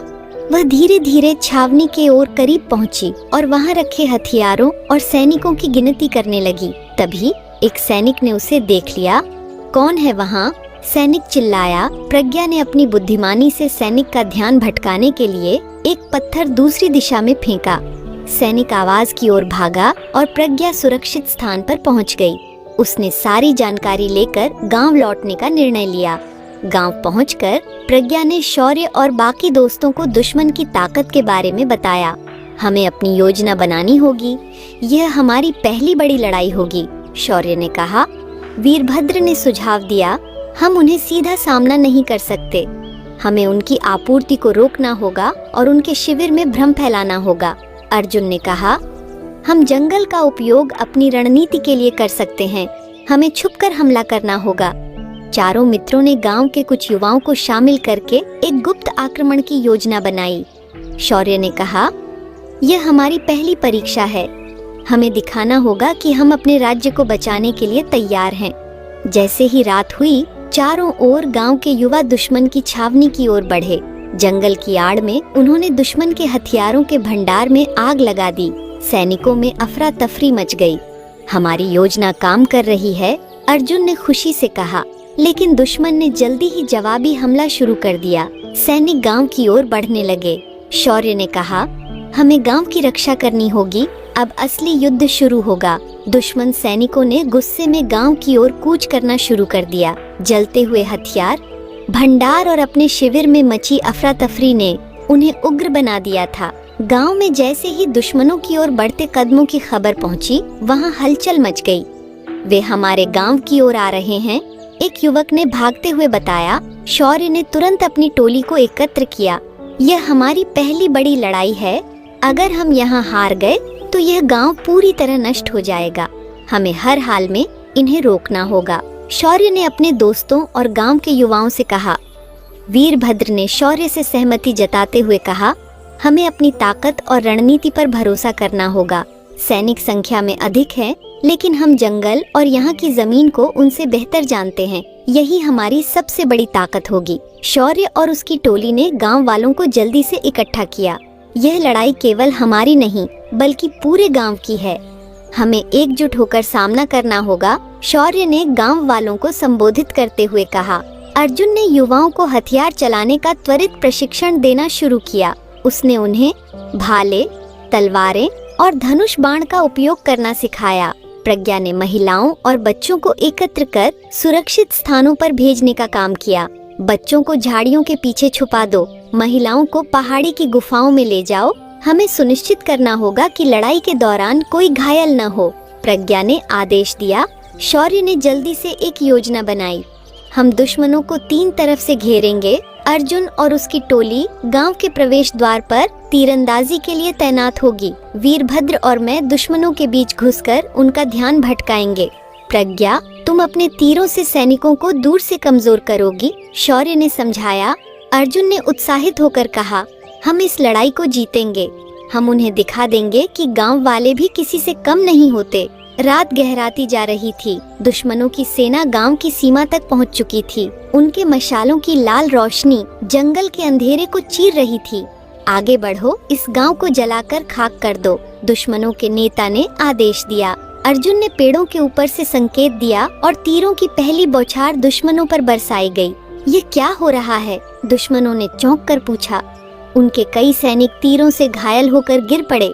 दूसरी ओर वीरभद्र और शौर्य ने अपने हथियारों के साथ दुश्मनों पर अचानक हमला किया। यहाँ आओ और अपनी ताकत दिखाओ, वीरभद्र ने गरजते हुए कहा। शौर्य ने अपनी तलवार से दुश्मनों के समूह में प्रवेश किया। वह अपनी शक्ति और फुर्ती से दुश्मनों को भ्रमित कर रहा था। इस लड़के को पकड़ो, दुश्मनों ने चिल्लाते हुए कहा। प्रज्ञा ने अपने धनुष से लगातार तीर चलाते हुए दुश्मनों की रेखाओं को कमजोर करना शुरू कर दिया। हमारी सबसे बड़ी ताकत यह है कि हम छुपकर हमला कर रहे हैं। दुश्मन को यह पता नहीं चल पा रहा कि हम कितने लोग हैं, प्रज्ञा ने अर्जुन से कहा। अर्जुन ने सहमति जताई, लेकिन हमें सावधान रहना होगा। उनकी संख्या अधिक है और वे हमारे चारों ओर घेरा बना सकते हैं। कुछ समय के बाद दुश्मनों ने अपनी रणनीति बदल दी। उन्होंने गांव के मुख्य द्वार को तोड़ने का प्रयास किया। अगर हम अंदर पहुंच गए तो ये गांव वाले भाग नहीं पाएंगे, दुश्मन के नेता ने कहा। शौर्य ने यह देखा और तुरंत प्रतिक्रिया दी। हमें मुख्य द्वार को बचाना होगा। वीरभद्र, तुम मेरे साथ आओ, शौर्य ने कहा। गांव के मुख्य द्वार पर लड़ाई और भी भयंकर हो गई। दुश्मनों ने बड़े बड़े लट्ठों से दरवाजे को तोड़ने की कोशिश की। वीरभद्र ने अपनी तलवार से एक एक दुश्मन का सामना किया। उसकी ताकत और वीरता ने गांव वालों का हौसला बढ़ा दिया। हम अपने गांव को बचाएंगे, एक युवक ने चिल्लाते हुए दुश्मनों पर हमला किया। शौर्य ने अपनी तलवार से दुश्मनों के हथियारों को रोकते हुए कहा, तुम यहाँ से आगे नहीं जा सकते, यह गांव हमारी जिम्मेदारी है। अर्जुन ने पेड़ों के ऊपर से तीर चलाते हुए दुश्मनों को पीछे हटने पर मजबूर कर दिया। जैसे ही लड़ाई आगे बढ़ी, अचानक जंगल के एक कोने से दुश्मनों का एक नया दल आ गया। यह गांव वालों के लिए अप्रत्याशित था। वे हमें चारों ओर से घेरने की कोशिश कर रहे हैं, प्रज्ञा ने चेतावनी दी। शौर्य ने तुरंत अपने साथियों को नए दल का सामना करने के लिए पुनर्गठित किया। हम उनकी नई योजना को विफल करेंगे। अर्जुन, प्रज्ञा, तुम दोनों उनकी सेना को बांटने की कोशिश करो। वीरभद्र और मैं उनका सामना करेंगे, शौर्य ने कहा। इस बीच गांव के लोग भी लड़ाई में शामिल हो गए। उन्होंने अपने खेतों के औजारों को हथियारों के रूप में इस्तेमाल किया। हम अपने घरों को बचाएंगे, इन्हें हमारी जमीन से बाहर खदेड़ देंगे, एक बुजुर्ग ने कहा। लड़ाई के दौरान शौर्य ने अपनी नेतृत्व क्षमता का अद्भुत प्रदर्शन किया। वह हर स्थिति में अपने साथियों को निर्देश दे रहा था। हम दुश्मनों को भ्रमित करेंगे और उन्हें एक एक करके हराएंगे। हमें अपनी ताकत पर भरोसा करना होगा, उसने कहा। अंततः गांव वालों और शौर्य की टोली के साहस और रणनीति ने दुश्मनों को पराजित कर दिया। उनकी सेना बिखर गई और जो सैनिक बच गए वे भागने लगे। हम इसे भूलेंगे नहीं, हम वापस आएंगे, दुश्मनों के नेता ने चिल्लाते हुए कहा। लड़ाई के बाद गांव में जश्न का माहौल था। गांव वालों ने शौर्य और उसके दोस्तों की प्रशंसा की। तुमने हमें बचाया, अब हमें विश्वास है कि हमारा राज्य फिर से स्वतंत्र होगा, एक वृद्ध ने कहा। शौर्य ने उत्तर दिया, यह सिर्फ शुरुआत है, हमें अभी और लड़ाई लड़नी होगी, लेकिन अगर हम एकजुट रहें तो हम हर चुनौती का सामना कर सकते हैं। गांव वालों के समर्थन के साथ शौर्य ने अपने अगले कदम की योजना बनानी शुरू की। अब हमें दुश्मन के मुख्य किले तक पहुंचना होगा, लेकिन इसके लिए हमें अधिक शक्ति और समर्थन की आवश्यकता होगी, शौर्य ने कहा। वीरभद्र ने सहमति जताई। हम अपने राज्य को बचाने के लिए तैयार हैं, चाहे जो भी हो। गांव की जीत के बाद शौर्य और उसके साथी अगले अभियान के लिए तैयार हो गए। यह साफ था कि दुश्मन के मुख्य किले तक पहुंचने के लिए उन्हें एक लंबी और खतरनाक यात्रा करनी होगी। हमें इस गांव से विदा लेना होगा, लेकिन हम यहाँ से खाली हाथ नहीं जा सकते, शौर्य ने गांव के बुजुर्गों से कहा। गांव के मुखिया ने उत्तर दिया, तुमने हमारे लिए जो किया वह हम कभी नहीं भूलेंगे। यह गांव अब तुम्हारा आर्नी है, हम अपनी क्षमता के अनुसार तुम्हें हर मदद देंगे। मुखिया ने शौर्य को एक पुरानी धातु की अंगूठी दी, जिस पर सूर्य का प्रतीक अंकित था। यह अंगूठी सूर्यपुर के प्राचीन योद्धाओं की है। इसे पहनने वाला साहस और नेतृत्व का प्रतीक माना जाता है। इसे हमेशा अपने साथ रखना, शौर्य, मुखिया ने कहा। शौर्य ने विनम्रता से अंगूठी को स्वीकार किया। यह हमारे लिए गर्व की बात है, हम इसे कभी नहीं भूलेंगे। अगली सुबह शौर्य, अर्जुन, प्रज्ञा और वीरभद्र ने अपनी यात्रा शुरू की। गांव वालों ने उन्हें भोजन, हथियार और अन्य आवश्यक सामग्री दी। यह किला सूरजगढ़ की सीमा के पास स्थित है। हमें उत्तर की ओर घने जंगलों और पहाड़ियों से गुजरना होगा। वीरभद्र ने नक्शे का निरीक्षण करते हुए कहा। यात्रा के पहले दिन चारों एक गहरी नदी के पास पहुँचे। नदी पर एक पुराना लकड़ी का पुल था जो जर्जर हालत में था। यह पुल पार करना जोखिम भरा हो सकता है। अर्जुन ने पुल की ओर इशारा करते हुए कहा। प्रज्ञा ने आगे बढ़कर निरीक्षण किया। यह पुल बहुत कमजोर है। अगर हम सभी एक साथ इसे पार करने की कोशिश करें तो यह टूट सकता है। शौर्य ने रणनीति बनाते हुए कहा, हम इसे एक एक करके पार करेंगे। सबसे पहले अर्जुन जाएगा क्योंकि वह सबसे तेज और हल्का है। वह दूसरी तरफ से हमें संकेत देगा। जैसे ही अर्जुन पुल पर पहुंचा, नीचे से तेज बहाव की आवाज सुनाई दी। अचानक नदी से एक विशाल मगरमच्छ प्रकट हुआ और उसने अर्जुन की ओर छलांग लगाई। अर्जुन सावधान, प्रज्ञा ने चिल्लाया। अर्जुन ने फुर्ती से पुल की रस्सियों को पकड़ लिया और खुद को मगरमच्छ के हमले से बचा लिया। यह नदी हमारी परीक्षा ले रही है, अर्जुन ने कहा। वीरभद्र ने तुरंत अपनी तलवार निकाल ली। हमें इसे भगाना होगा वरना हम पार नहीं कर पाएंगे। शौर्य ने मगरमच्छ को ध्यान भटकाने के लिए नदी में पत्थर फेंके, जबकि वीरभद्र ने उसे डराने के लिए अपने हथियार लहराए। प्रज्ञा ने अपने धनुष से तीर चलाया जो मगरमच्छ की पूंछ में जाकर लगा। घायल मगरमच्छ पानी में वापस चला गया और चारों ने सुरक्षित पुल पार किया। पुल पार करने के बाद चारों एक ऐसे जंगल में पहुँचे जहाँ हर दिशा एक जैसी दिखती थी। यह जंगल इतना घना था कि सूरज की रोशनी भी जमीन तक नहीं पहुँच रही थी। यहाँ कुछ अजीब है, हर पेड़ एक जैसा दिख रहा है, प्रज्ञा ने चिंतित होकर कहा। यह कोई जादुई भ्रम हो सकता है, हमें अपनी दिशा का ध्यान रखना होगा, वीरभद्र ने सुझाव दिया। शौर्य ने अपनी अंगूठी की ओर देखा। यह अंगूठी हमें सही दिशा दिखा सकती है। यह सूर्य का प्रतीक है और सूरज हमें हमेशा सही रास्ता दिखाता है। शौर्य ने अंगूठी को उठाकर धूप की दिशा में रखा। अंगूठी से हल्की सी रोशनी निकली जो जंगल के अंदर एक पगडंडी पर गिर रही थी। यह हमें सही रास्ता दिखा रही है, हमें इस दिशा में जाना चाहिए, शौर्य ने कहा। जंगल के अंदर उन्हें अचानक महसूस हुआ कि उनके पैर किसी चीज में फंस रहे हैं। यह क्या है? मेरे पैर हिल नहीं रहे, अर्जुन ने कहा। उन्होंने देखा कि जमीन पर जमी लताओं ने उनके पैरों को जकड़ लिया है। ये लताएं धीरे धीरे ऊपर चढ़ने लगीं। यह कोई साधारण लता नहीं है, यह हमें जकड़ने और खत्म करने के लिए बनी है, प्रज्ञा ने कहा। शौर्य ने तलवार निकालकर लताओं को काटने की कोशिश की, लेकिन वे और तेजी से बढ़ने लगीं। तभी शौर्य की अंगूठी चमकने लगी। अंगूठी से एक सुनहरी किरण निकली जिसने लताओं को जला दिया। यह अंगूठी हमें एक बार फिर बचा रही है, अर्जुन ने कहा। यह सिर्फ एक प्रतीक नहीं बल्कि एक शक्तिशाली उपकरण है, वीरभद्र ने जोड़ा। जंगल पार करने के बाद चारों एक छोटे से शिविर में पहुँचे। यह शिविर कुछ लोगों का था जो दुश्मन से बचने के लिए यहाँ छुपे हुए थे। तुम कौन हो? शिविर के नेता ने पूछा। शौर्य ने जवाब दिया, हम सूर्यपुर के नागरिक हैं। हम अपने राज्य को बचाने के लिए लड़ाई लड़ रहे हैं। शिविर के लोग सुनकर उत्साहित हो गए। हम भी विराट सिंह के अत्याचारों से परेशान हैं। हम तुम्हारे साथ जुड़ना चाहते हैं, शिविर के नेता ने कहा। शौर्य और उसकी टोली ने शिविर के युवाओं को लड़ने का प्रशिक्षण देना शुरू किया। वीरभद्र ने उन्हें तलवार चलाना सिखाया, प्रज्ञा ने तीरंदाजी और अर्जुन ने छुपकर हमला करने की कला सिखाई। अगर हम सब मिलकर लड़ें तो कोई भी दुश्मन हमें नहीं हरा सकता, शौर्य ने कहा। शिविर में रहने के दौरान दुश्मन की एक टुकड़ी ने वहां हमला कर दिया। हमारी रणनीति को आजमाने का यह सही समय है, वीरभद्र ने कहा। शौर्य ने युवाओं को नेतृत्व करते हुए दुश्मनों का सामना किया। शिविर के लोग बहादुरी से लड़े और दुश्मनों को भागने पर मजबूर कर दिया। लड़ाई जीतने के बाद शिविर के लोग शौर्य की टोली में शामिल हो गए। अब हम एक बड़ी ताकत बन चुके हैं। दुश्मन का किला अब दूर नहीं है, शौर्य ने कहा। लेकिन हमें सावधानी से आगे बढ़ना होगा। यह हमारी सबसे बड़ी चुनौती होगी, प्रज्ञा ने चेतावनी दी।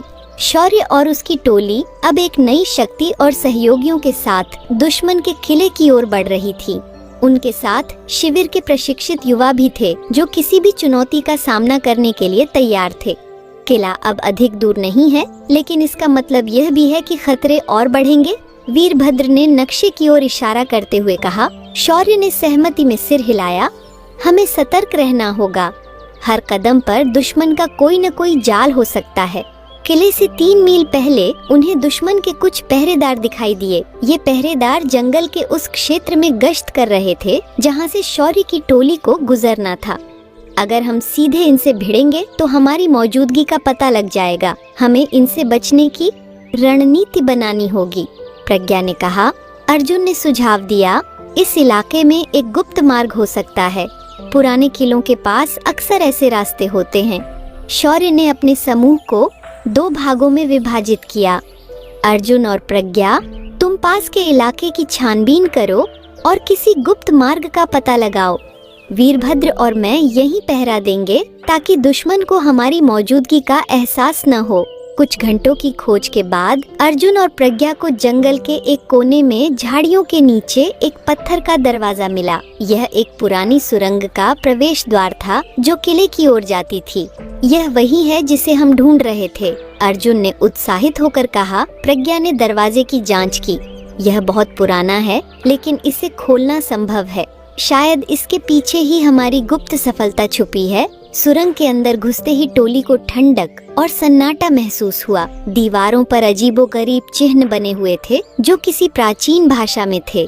यह सुरंग बहुत समय पहले बनाई गई होगी, लेकिन हमें सावधान रहना होगा। यह जगह सुरक्षित नहीं लगती, वीरभद्र ने चेतावनी दी। जैसे ही वे आगे बढ़े, उन्हें अचानक दीवारों पर हलचल महसूस हुई।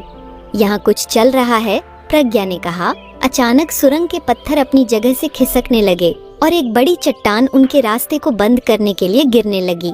शौर्य ने तेजी से निर्णय लेते हुए कहा, हमें इस चट्टान को रोकना होगा, वरना हम फंस जाएंगे। वीरभद्र और अर्जुन ने अपनी पूरी ताकत लगाकर चट्टान को रोकने की कोशिश की, जबकि प्रज्ञा ने एक लकड़ी का टुकड़ा ढूंढकर चट्टान के नीचे अटका दिया। यह काम कर गया, अर्जुन ने राहत की सांस लेते हुए कहा। जैसे ही वे आगे बढ़े, उन्हें सुरंग के अंदर दुश्मन के कुछ सैनिक मिले। यहाँ भी दुश्मनों का पहरा है, हमें इनसे बचकर आगे बढ़ना होगा, प्रज्ञा ने फुसफुसाते हुए कहा। शौर्य ने एक योजना बनाई। हम इन सैनिकों का ध्यान भटकाएंगे। अर्जुन, तुम ऊपर की दीवार से पत्थर गिराकर शोर मचाओ। प्रज्ञा, तुम तैयार रहो और उन्हें दूर से निशाना बनाओ। वीरभद्र और मैं पीछे से हमला करेंगे। अर्जुन ने दीवार से पत्थर गिराकर शोर मचाया, जिससे सैनिक इधर उधर देखने लगे। यह आवाज कहाँ से आई? एक सैनिक ने पूछा। तभी प्रज्ञा ने अपने तीर से पहला निशाना लगाया और शौर्य ने पीछे से दुश्मनों पर धावा बोल दिया। कुछ ही समय में सभी सैनिकों को पराजित कर दिया गया। सुरंग के अंत में एक बड़ा दरवाजा था जो किले के पिछले हिस्से में खुलता था। यह वही रास्ता है जिससे हम किले में प्रवेश कर सकते हैं। दुश्मनों को इसकी उम्मीद नहीं होगी, शौर्य ने कहा। वीरभद्र ने उत्तर दिया, लेकिन किले के अंदर हमें और बड़ी चुनौतियों का सामना करना होगा। हमें अपनी रणनीति पहले से तय करनी होगी। सुरंग से बाहर निकलते ही वे किले के पीछे वाले हिस्से में पहुंचे। यह हिस्सा वीरान था, लेकिन चारों को पता था कि दुश्मनों की गश्त कभी भी यहाँ आ सकती है। हमें यहाँ छुपकर आगे बढ़ना होगा, प्रज्ञा ने सुझाव दिया। किले के अंदर चारों ने देखा कि दुश्मनों की गश्त बहुत कड़ी थी। हर कोने पर सैनिक तैनात थे। यहाँ से आगे बढ़ना आसान नहीं होगा। हमें एक गुप्त स्थान ढूंढना होगा जहाँ से हम दुश्मनों की गतिविधियों का निरीक्षण कर सकें, अर्जुन ने कहा। किले के अंदर चलते हुए वे एक पुराने गुप्त कक्ष में पहुँचे। यह कक्ष शायद युद्ध के समय रणनीति बनाने के लिए इस्तेमाल किया गया था। दीवारों पर पुराने नक्शे और हथियार रखे हुए थे। यह कक्ष हमारी योजना बनाने के लिए सही जगह है। हमें यहाँ से दुश्मनों की ताकत और उनके कमजोर हिस्सों का पता लगाना होगा, शौर्य ने कहा। प्रज्ञा ने कक्ष में रखे नक्शों का निरीक्षण किया। यह किला बहुत बड़ा है, लेकिन इसके मुख्य द्वार के पास एक कमजोर जगह है जहाँ से हम दुश्मनों को चकमा देकर प्रवेश कर सकते हैं, उसने कहा। किले के अंदर से मिली जानकारी ने शौर्य और उसकी टोली को एक नई दिशा दी। हम यहाँ से दुश्मनों की हर चाल पर नजर रखेंगे। यह हमारी अब तक की सबसे बड़ी लड़ाई होगी और हमें इसे जीतना ही होगा, शौर्य ने कहा। शौर्य ने शिविर में छोड़े गए साथियों को गुप्त संदेश भेजने की योजना बनाई। हमें अपनी पूरी ताकत को यहाँ इकट्ठा करना होगा। यह किला ही दुश्मन की असली ताकत है, उसने कहा। प्रज्ञा ने एक छोटे पक्षी के माध्यम से संदेश भेजा। जैसे ही वे दुश्मन की गतिविधियों का निरीक्षण कर रहे थे, उन्हें पता चला कि विराट सिंह खुद किले के अंदर है। यह हमारी सबसे बड़ी मौका है। अगर हम यहाँ जीत गए तो हमारा राज्य स्वतंत्र हो सकता है, शौर्य ने कहा। किले के अंदर एक भयावह सन्नाटा पसरा हुआ था। विराट सिंह का किला अपने विशाल आंगनों, गगनचुंबी बुर्जों और मजबूत दीवारों के लिए प्रसिद्ध था। हर कोने पर सशस्त्र पहरेदार तैनात थे। शौर्य, प्रज्ञा, अर्जुन और वीरभद्र गुप्त कक्ष में बैठकर अपनी अगली योजना पर चर्चा कर रहे थे। हम यहाँ छिपकर ज्यादा देर नहीं रह सकते। दुश्मन अगर हमें ढूंढ लेता है तो यह हमारे अभियान का अंत हो सकता है, वीरभद्र ने कहा। शौर्य ने गंभीरता से उत्तर दिया, हमें अपने अगले कदम की योजना बनानी होगी। यह लड़ाई केवल तलवार और तीरों से नहीं, बल्कि चालाकी और रणनीति से जीती जाएगी। प्रज्ञा ने नक्शे का निरीक्षण करते हुए कहा, यह किला बाहर से अजेय लगता है, लेकिन इसकी सबसे बड़ी कमजोरी है इसका पश्चिमी द्वार। यह हिस्सा गुप्त सुरंगों के करीब है और यहाँ पहरेदारी कम है।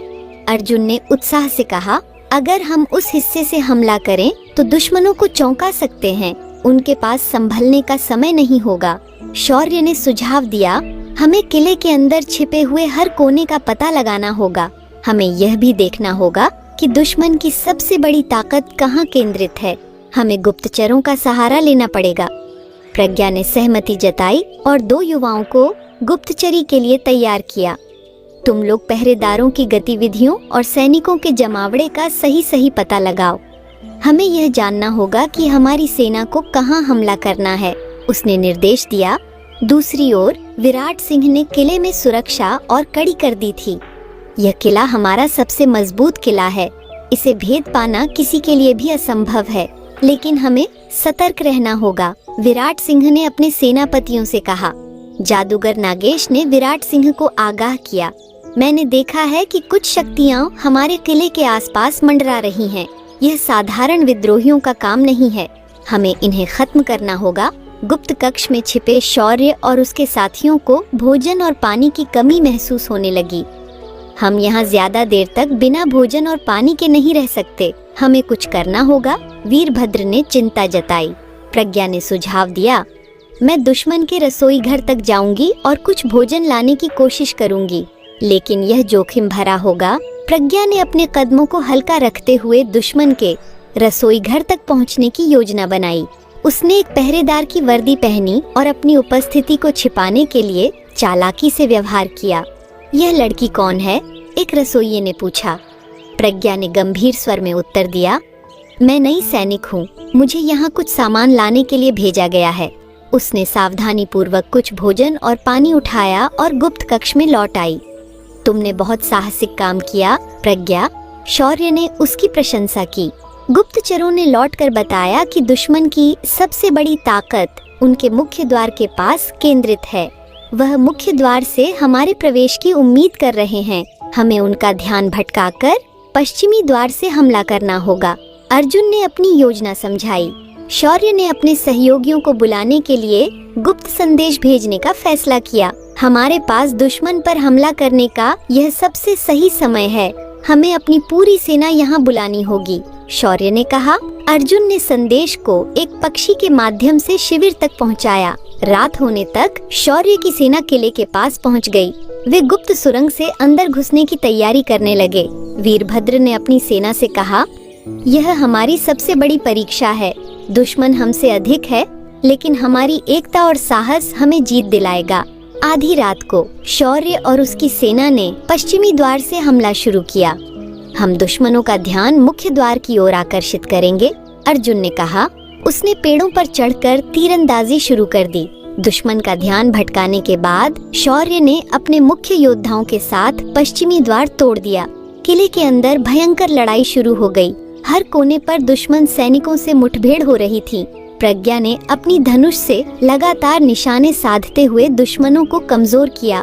वीरभद्र ने दुश्मनों के बड़े समूहों को रोकने का काम किया। ये हमारी लड़ाई है, हम इसे किसी भी हाल में जीतेंगे, शौर्य ने जोर से कहा। लड़ाई के बीच नागेश ने जादुई शक्तियों का उपयोग करना शुरू किया। उसने अपनी ताकत से आग के गोले बनाकर शौर्य की सेना पर फेंकना शुरू कर दिया। शौर्य ने अपनी अंगूठी की शक्ति का उपयोग करते हुए नागेश के जादू को रोक दिया। तुम्हारी काली शक्तियाँ हमारे साहस और सच्चाई के सामने टिक नहीं सकती, शौर्य ने कहा। कई घंटे की भयंकर लड़ाई के बाद दुश्मन की सेना बिखरने लगी। हम हार रहे हैं, पीछे हटो, दुश्मनों के सेनापति ने कहा। अंततः शौर्य और उसकी सेना ने किले पर कब्जा कर लिया। गांव के लोग और शिविर के साथी खुशी से झूम उठे। यह हमारी पहली बड़ी जीत है, लेकिन यह अंत नहीं बल्कि शुरुआत है, शौर्य ने कहा। किले में मिली रणनीतिक जानकारी ने शौर्य को एक नई दिशा दी। हम अब विराट सिंह के मुख्य किले पर हमला करने की योजना बनाएंगे। यह जीत हमारे राज्य को स्वतंत्रता की ओर एक कदम और करीब ले जाएगी, शौर्य ने कहा। शौर्य और उसकी सेना की पहली बड़ी जीत ने सभी के मनोबल को बढ़ा दिया। किले के अंदर शौर्य, अर्जुन, प्रज्ञा, वीरभद्र और उनकी सेना का समूह विजय के उत्साह में एकत्र हुआ। यह हमारी एकता और साहस की जीत है, लेकिन हमें याद रखना चाहिए कि यह केवल पहला कदम है, शौर्य ने कहा। वीरभद्र ने जोड़ा, हमने दुश्मनों को दिखा दिया है कि हम केवल विद्रोही नहीं बल्कि एक संगठित शक्ति हैं। अब हमारी अगली योजना की बारी है। किले के भीतर उन्हें कई दुश्मन दस्तावेज मिले जिनमें उनके मुख्य किले का स्थान और योजनाएं थीं। प्रज्ञा ने दस्तावेजों का अध्ययन करते हुए कहा, मुख्य किला पहाड़ों के बीच स्थित है। वहां पहुंचने का रास्ता खतरनाक और लंबा है, लेकिन यह हमारी सबसे बड़ी जीत की कुंजी हो सकता है। अर्जुन ने नक्शे को देखते हुए सुझाव दिया, हमें छोटे छोटे समूहों में आगे बढ़ना चाहिए। अगर हम एक बड़े समूह के रूप में चलेंगे तो दुश्मनों को हमारी मौजूदगी का पता लग जाएगा। शौर्य ने योजना को अंतिम रूप देते हुए कहा, हमारी सेना का मुख्य हिस्सा जंगल के किनारे रुकेगा, जबकि एक छोटी टोली मुख्य किले तक जाएगी। हमें रास्ते में दुश्मनों की चालों का सामना करना होगा, लेकिन यह यात्रा हमारी जीत के लिए जरूरी है। अगले दिन सुबह शौर्य, अर्जुन, प्रज्ञा और वीरभद्र ने अपनी छोटी टोली के साथ दुश्मन के मुख्य किले की ओर प्रस्थान किया। उनके साथ शिविर से चुने गए सबसे अनुभवी योद्धा भी थे। यह रास्ता लंबा और कठिन होगा। हमें एक दूसरे पर भरोसा करना होगा और हर परिस्थिति का सामना करने के लिए तैयार रहना होगा, शौर्य ने कहा। यात्रा के पहले दिन टोली एक बड़े झरने के पास पहुंची। झरने की सुंदरता और ठंडी हवा ने उन्हें राहत दी। यहाँ थोड़ी देर रुककर आराम करना चाहिए, हम पूरे दिन से चल रहे हैं, वीरभद्र ने सुझाव दिया। जैसे ही सभी ने झरने के पास बैठकर भोजन करना शुरू किया, अचानक पेड़ों के पीछे से दुश्मनों ने हमला कर दिया। यह एक जाल था, अर्जुन चिल्लाया। दुश्मनों ने झाड़ियों के पीछे से तीर चलाने शुरू कर दिए। टोली ने तुरंत अपनी स्थिति संभाली। शौर्य ने अपनी तलवार निकालते हुए अपनी टोली को संगठित किया। हम इनके जाल में नहीं फंसेंगे। अर्जुन और प्रज्ञा, तुम दुश्मनों को पीछे से घेरो। वीरभद्र, तुम मेरे साथ आओ, हम सामने से इनका सामना करेंगे, शौर्य ने आदेश दिया। अर्जुन ने पेड़ों पर चढ़कर दुश्मनों पर तीरों की बौछार शुरू कर दी, जबकि प्रज्ञा ने अपनी सटीक तीरंदाजी से दुश्मनों को कमजोर किया। वीरभद्र और शौर्य ने तलवारों से दुश्मनों को पराजित किया। कुछ ही समय में दुश्मन भाग खड़े हुए। लड़ाई खत्म होने के बाद टोली ने झाड़ियों के पास से किसी के कराहने की आवाज सुनी। कौन है वहाँ? प्रज्ञा ने पूछा। उन्होंने एक घायल व्यक्ति को पाया जो भारी हथियारों से लैस था। उसके चेहरे पर गहरी चोटें थीं, लेकिन उसकी आंखों में दृढ़ता थी। मैं आपका दुश्मन नहीं हूँ, मैं सूर्यपुर के राजा का वफादार सेनापति रघुराज हूँ। मुझे विश्वास था कि कोई न कोई राजा सोमेश्वर के पुत्र को बचाने आएगा। क्या आप वही हैं? शौर्य ने चौंकते हुए कहा। तुम राजा सोमेश्वर के सेनापति हो? मैं उनका पुत्र शौर्य हूँ। मैं अपने राज्य को बचाने और अपने माता पिता को मुक्त कराने के लिए यहाँ आया हूँ। रघुराज ने बताया कि वह कैसे सूर्यपुर पर कब्जे के दौरान बच निकला और दुश्मनों के खिलाफ लड़ाई लड़ता रहा। जब राजा सोमेश्वर को बंदी बनाया गया तब मैंने उनके बचाव की कोशिश की थी, लेकिन मैं असफल रहा। वर्षों से मैं गुप्त रूप से दुश्मनों की योजनाओं पर नजर रख रहा हूँ। मैं आपकी मदद करना चाहता हूँ, रघुराज ने कहा। वीरभद्र ने कहा, अगर रघुराज हमारे साथ हैं, तो यह हमारी ताकत को और बढ़ाएगा। उनके अनुभव और साहस का हमें लाभ मिलेगा। शौर्य ने रघुराज को अपनी टोली में शामिल होने का प्रस्ताव दिया। हमें आपकी मदद की जरूरत है, लेकिन हमें यकीन है कि आप दुश्मनों के लिए काम नहीं कर रहे, शौर्य ने कहा। शौर्य ने रघुराज की निष्ठा को परखने के लिए उसे एक छोटी सी चुनौती दी। अगर तुम वास्तव में हमारे साथ हो तो हमें दुश्मनों के एक गुप्त ठिकाने की जानकारी लानी होगी। यह हमारी योजना का हिस्सा होगा, शौर्य ने कहा। रघुराज सहमत हो गया और अगले दिन वह दुश्मनों के गुप्त ठिकाने की जानकारी लेकर लौटा। मैंने तुम्हें गलत साबित नहीं किया, अब मुझे अपनी ताकत तुम्हारे लिए उपयोग करने दो, रघुराज ने कहा। आगे बढ़ते हुए टोली ने पहाड़ों की चढ़ाई शुरू की। यह रास्ता दुर्गम और खतरनाक था। हमें यहाँ से बहुत सावधानी से गुजरना होगा, कोई गलती हमें नीचे गिरा सकती है, प्रज्ञा ने कहा। जैसे ही वे चोटी पर पहुँचे, उन्हें दुश्मनों का एक बड़ा दल दिखाई दिया। ये सैनिक किले के प्रवेश द्वार की पहरेदारी कर रहे थे।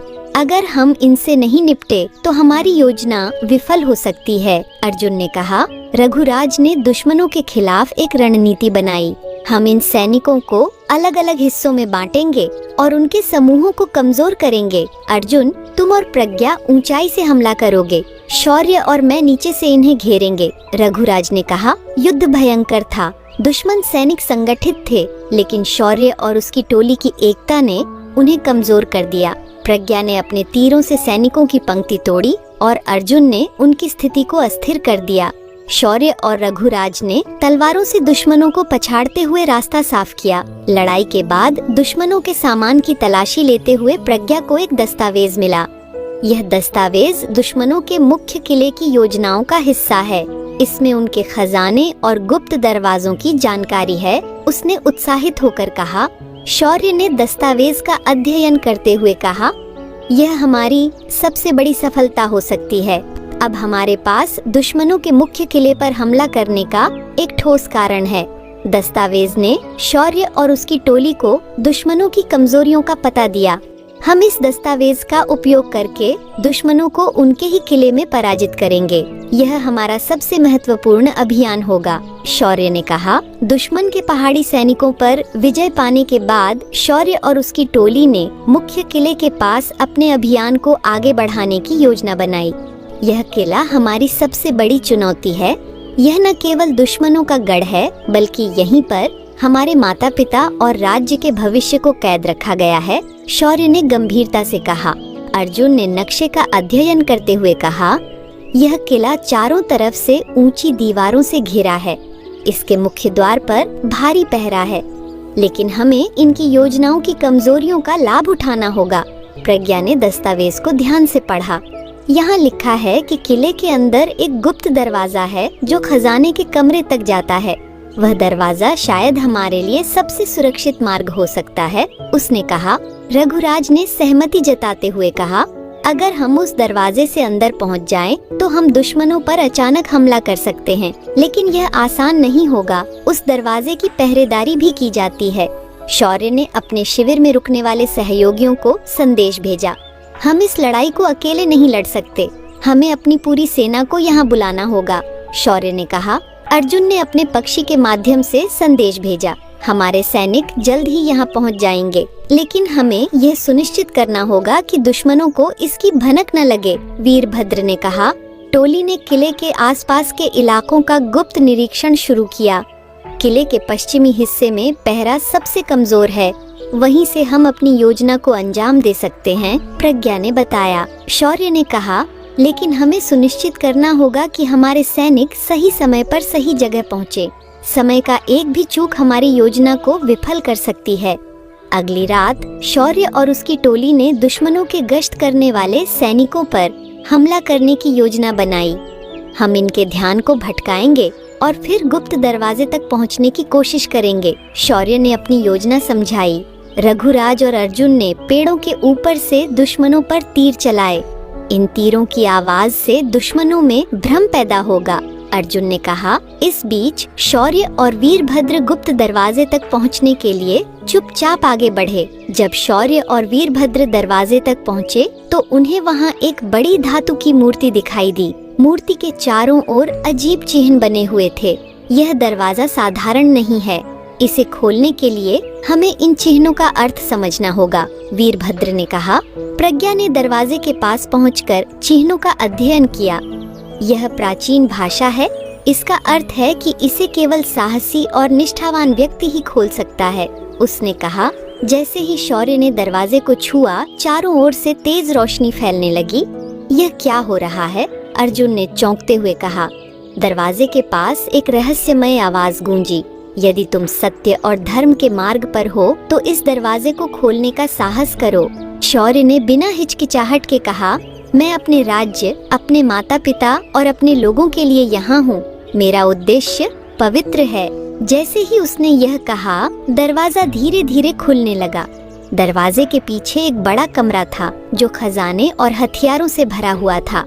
यह दुश्मनों की असली ताकत है। अगर हम इसे नष्ट कर दें तो उनकी शक्ति कम हो जाएगी, वीरभद्र ने कहा। लेकिन जैसे ही टोली ने अंदर कदम रखा, कमरे के बीचों बीच एक विशाल यंत्र चलने लगा। यह यंत्र दुश्मनों द्वारा बनाया गया एक जादुई रक्षक था। यंत्र के चारों ओर तेज धार वाले ब्लेड और आग की लपटें थीं। यह हमारी परीक्षा का अगला हिस्सा है, प्रज्ञा ने कहा। अर्जुन ने अपनी धनुष से यंत्र पर तीर चलाने की कोशिश की, लेकिन तीर उस पर बेअसर हो गए। यह यंत्र केवल दिव्य शक्ति से ही नष्ट हो सकता है। शौर्य ने अपनी अंगूठी की ओर देखते हुए कहा।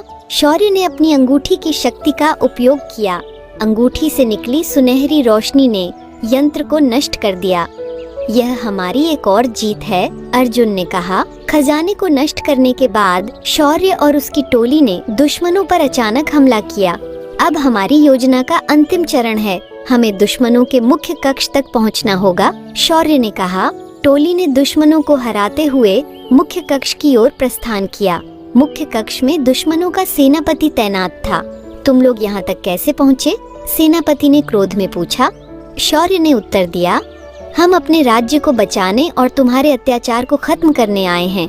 अब तुम्हारी हार निश्चित है। लड़ाई भयंकर थी। सेनापति कुशल योद्धा था, लेकिन शौर्य, वीरभद्र और अर्जुन की एकता ने उसे पराजित कर दिया।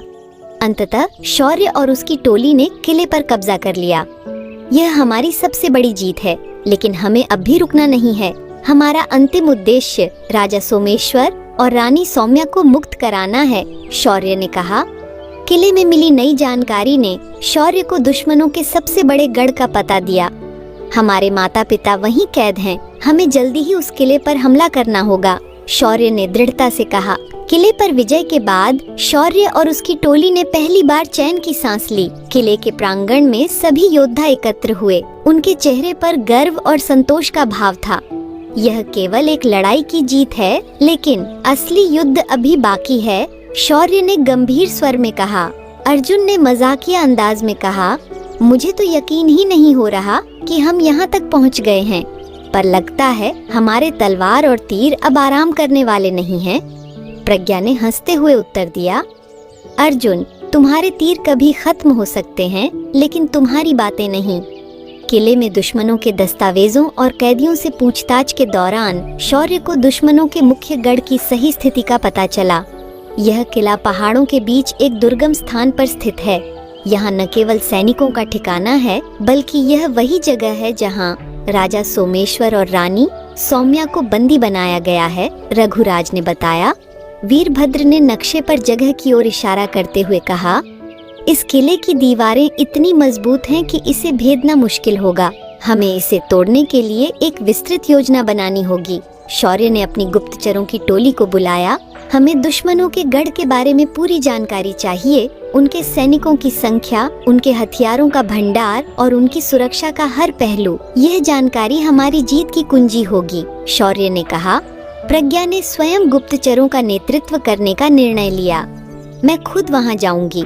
यह सबसे खतरनाक काम है, लेकिन मैं इसके लिए तैयार हूँ, उसने कहा। अगले दिन सुबह शौर्य और उसकी सेना ने गढ़ की ओर कूच किया। यह यात्रा अब तक की सबसे कठिन यात्रा होगी। दुश्मनों को अब तक हमारी शक्ति का अंदाजा हो चुका है और वे हर कदम पर हमें रोकने की कोशिश करेंगे, वीरभद्र ने कहा। पहाड़ों और घने जंगलों से होकर गुजरते हुए टोली ने महसूस किया कि दुश्मनों ने रास्तों को अवरुद्ध कर रखा था। कई जगहों पर बड़े पत्थर और लकड़ियां डाल दी गई थीं। एक संकरी घाटी से गुजरते समय टोली पर अचानक ऊपर से पत्थरों की बारिश शुरू हो गई। यह एक जाल है, दुश्मन हम पर नजर रख रहे हैं, अर्जुन ने चिल्लाया। टोली ने तुरंत अपनी ढालें निकाल ली और पत्थरों से बचने की कोशिश की। हमें इनकी स्थिति तक पहुंचना होगा, वरना हम आगे नहीं बढ़ पाएंगे, शौर्य ने कहा। अर्जुन ने पेड़ों पर चढ़कर दुश्मनों की स्थिति का पता लगाया। वे ऊपर की चट्टानों पर छिपे हुए हैं। अगर हम उनका ध्यान भटकाएं, तो मैं उन्हें निशाना बना सकता हूँ, अर्जुन ने कहा। प्रज्ञा ने अपनी धनुष से तीर चलाकर दुश्मनों को विचलित किया, जबकि अर्जुन ने ऊपर से पत्थरों के गिरने वाले सैनिकों को निशाना बनाया। हमने उन्हें कमजोर कर दिया है, अब आगे बढ़ो, वीरभद्र ने चिल्लाया। घाटी पार करने के बाद टोली एक अजीब झील के पास पहुंची। यह झील इतनी शांत और चमकदार थी कि वह सामान्य नहीं लग रही थी। यह झील साधारण नहीं है, मुझे इसमें कोई जादुई शक्ति महसूस हो रही है, रघुराज ने कहा। जैसे ही टोली ने झील पार करने की कोशिश की, पानी ने अचानक अपना रंग बदल लिया और उसमें से भयानक सर्प निकलने लगे। यह हमारी परीक्षा है, यह झील हमें चुनौती दे रही है, शौर्य ने कहा। उसने अपनी अंगूठी का उपयोग किया। अंगूठी से निकली सुनहरी रोशनी ने सर्पों को शांत कर दिया और झील के बीच में एक पथ प्रकट हुआ। यह तुम्हारी निष्ठा और साहस का पुरस्कार है, एक रहस्यमय आवाज ने कहा। टोली ने झील को सुरक्षित पार कर लिया। गढ़ के पास पहुंचने से पहले टोली ने दुश्मनों के एक बड़े दल को देखा। ये सैनिक गढ़ की पहरेदारी कर रहे थे। हम सीधे इनसे लड़ नहीं सकते, हमें इनका ध्यान भटकाना होगा, प्रज्ञा ने कहा। अर्जुन ने सुझाव दिया, हम जंगल में आग लगाकर उन्हें गढ़ के बाहर बुला सकते हैं। जब वे यहाँ आएंगे तो हम अंदर प्रवेश करेंगे। टोली ने जंगल के किनारे आग लगाई। जैसे ही सैनिक आग बुझाने के लिए दौड़े, शौर्य और उसकी टोली गढ़ के पिछले हिस्से से अंदर घुस गई। यह हमारी योजना का सबसे महत्वपूर्ण हिस्सा था। अब हमें गढ़ के अंदर की सुरक्षा को भेदना होगा, वीरभद्र ने कहा। गढ़ के अंदर सब कुछ शांत और गंभीर था। बड़े बड़े हथियार भंडार और दुर्गम दीवारें देखकर शौर्य और उसकी टोली ने महसूस किया कि यह लड़ाई आसान नहीं होगी। हमें अपने हर कदम को सावधानी से उठाना होगा। यह जगह पूरी तरह से दुश्मनों की पकड़ DDDH में है, रघुराज ने कहा। जैसे ही टोली ने गढ़ के अंदर कदम रखा, दुश्मनों को उनकी मौजूदगी का पता चल गया। वे यहाँ तक कैसे पहुँच गए? इन पर हमला करो, दुश्मनों के सेनापति ने चिल्लाया। शौर्य और उसकी टोली ने तलवारें निकाल लीं और दुश्मनों से भिड़ गए। यह हमारी अंतिम परीक्षा है, हमें यहाँ से बिना जीत के वापस नहीं जाना, शौर्य ने कहा। प्रज्ञा ने अपनी तीरंदाजी से दुश्मनों के बड़े समूहों को कमजोर किया। उसने गढ़ के उन स्थानों को निशाना बनाया जहाँ दुश्मन छिपे हुए थे। अर्जुन ने अपने धनुष का उपयोग करके दुश्मनों के हथियार भंडार को नष्ट कर दिया। यह हमारे खिलाफ उनका सबसे बड़ा हथियार था। अब वे कमजोर हो चुके हैं, अर्जुन ने कहा। वीरभद्र और रघुराज ने दुश्मनों की दीवारों पर चढ़ाई की। यह दीवारें मजबूत हैं, लेकिन हमारी इच्छा शक्ति इनसे भी ज्यादा मजबूत है, वीरभद्र ने कहा। उन्होंने दीवार पर तैनात सैनिकों को हराकर गढ़ के मुख्य कक्ष तक पहुंचने का रास्ता साफ किया। शौर्य और उसकी टोली ने गढ़ के मुख्य कक्ष में प्रवेश किया, जहां विराट सिंह उनका इंतजार कर रहा था। तो तुम यहाँ तक पहुँच गए, लेकिन अब यह तुम्हारा अंत होगा, विराट सिंह ने कहा। हम अपने राज्य और अपने माता पिता के लिए लड़ रहे हैं, तुम्हारी हार निश्चित है, शौर्य ने जवाब दिया। शौर्य और उसकी टोली गढ़ के मुख्य कक्ष में पहुंची, जहां विराट सिंह अपनी सेना के चुनिंदा योद्धाओं के साथ खड़ा था। उसकी आंखों में क्रोध और आत्मविश्वास झलक रहा था। तो तुम लोग यहाँ तक पहुँच गए, विराट सिंह ने अपनी तलवार निकालते हुए कहा।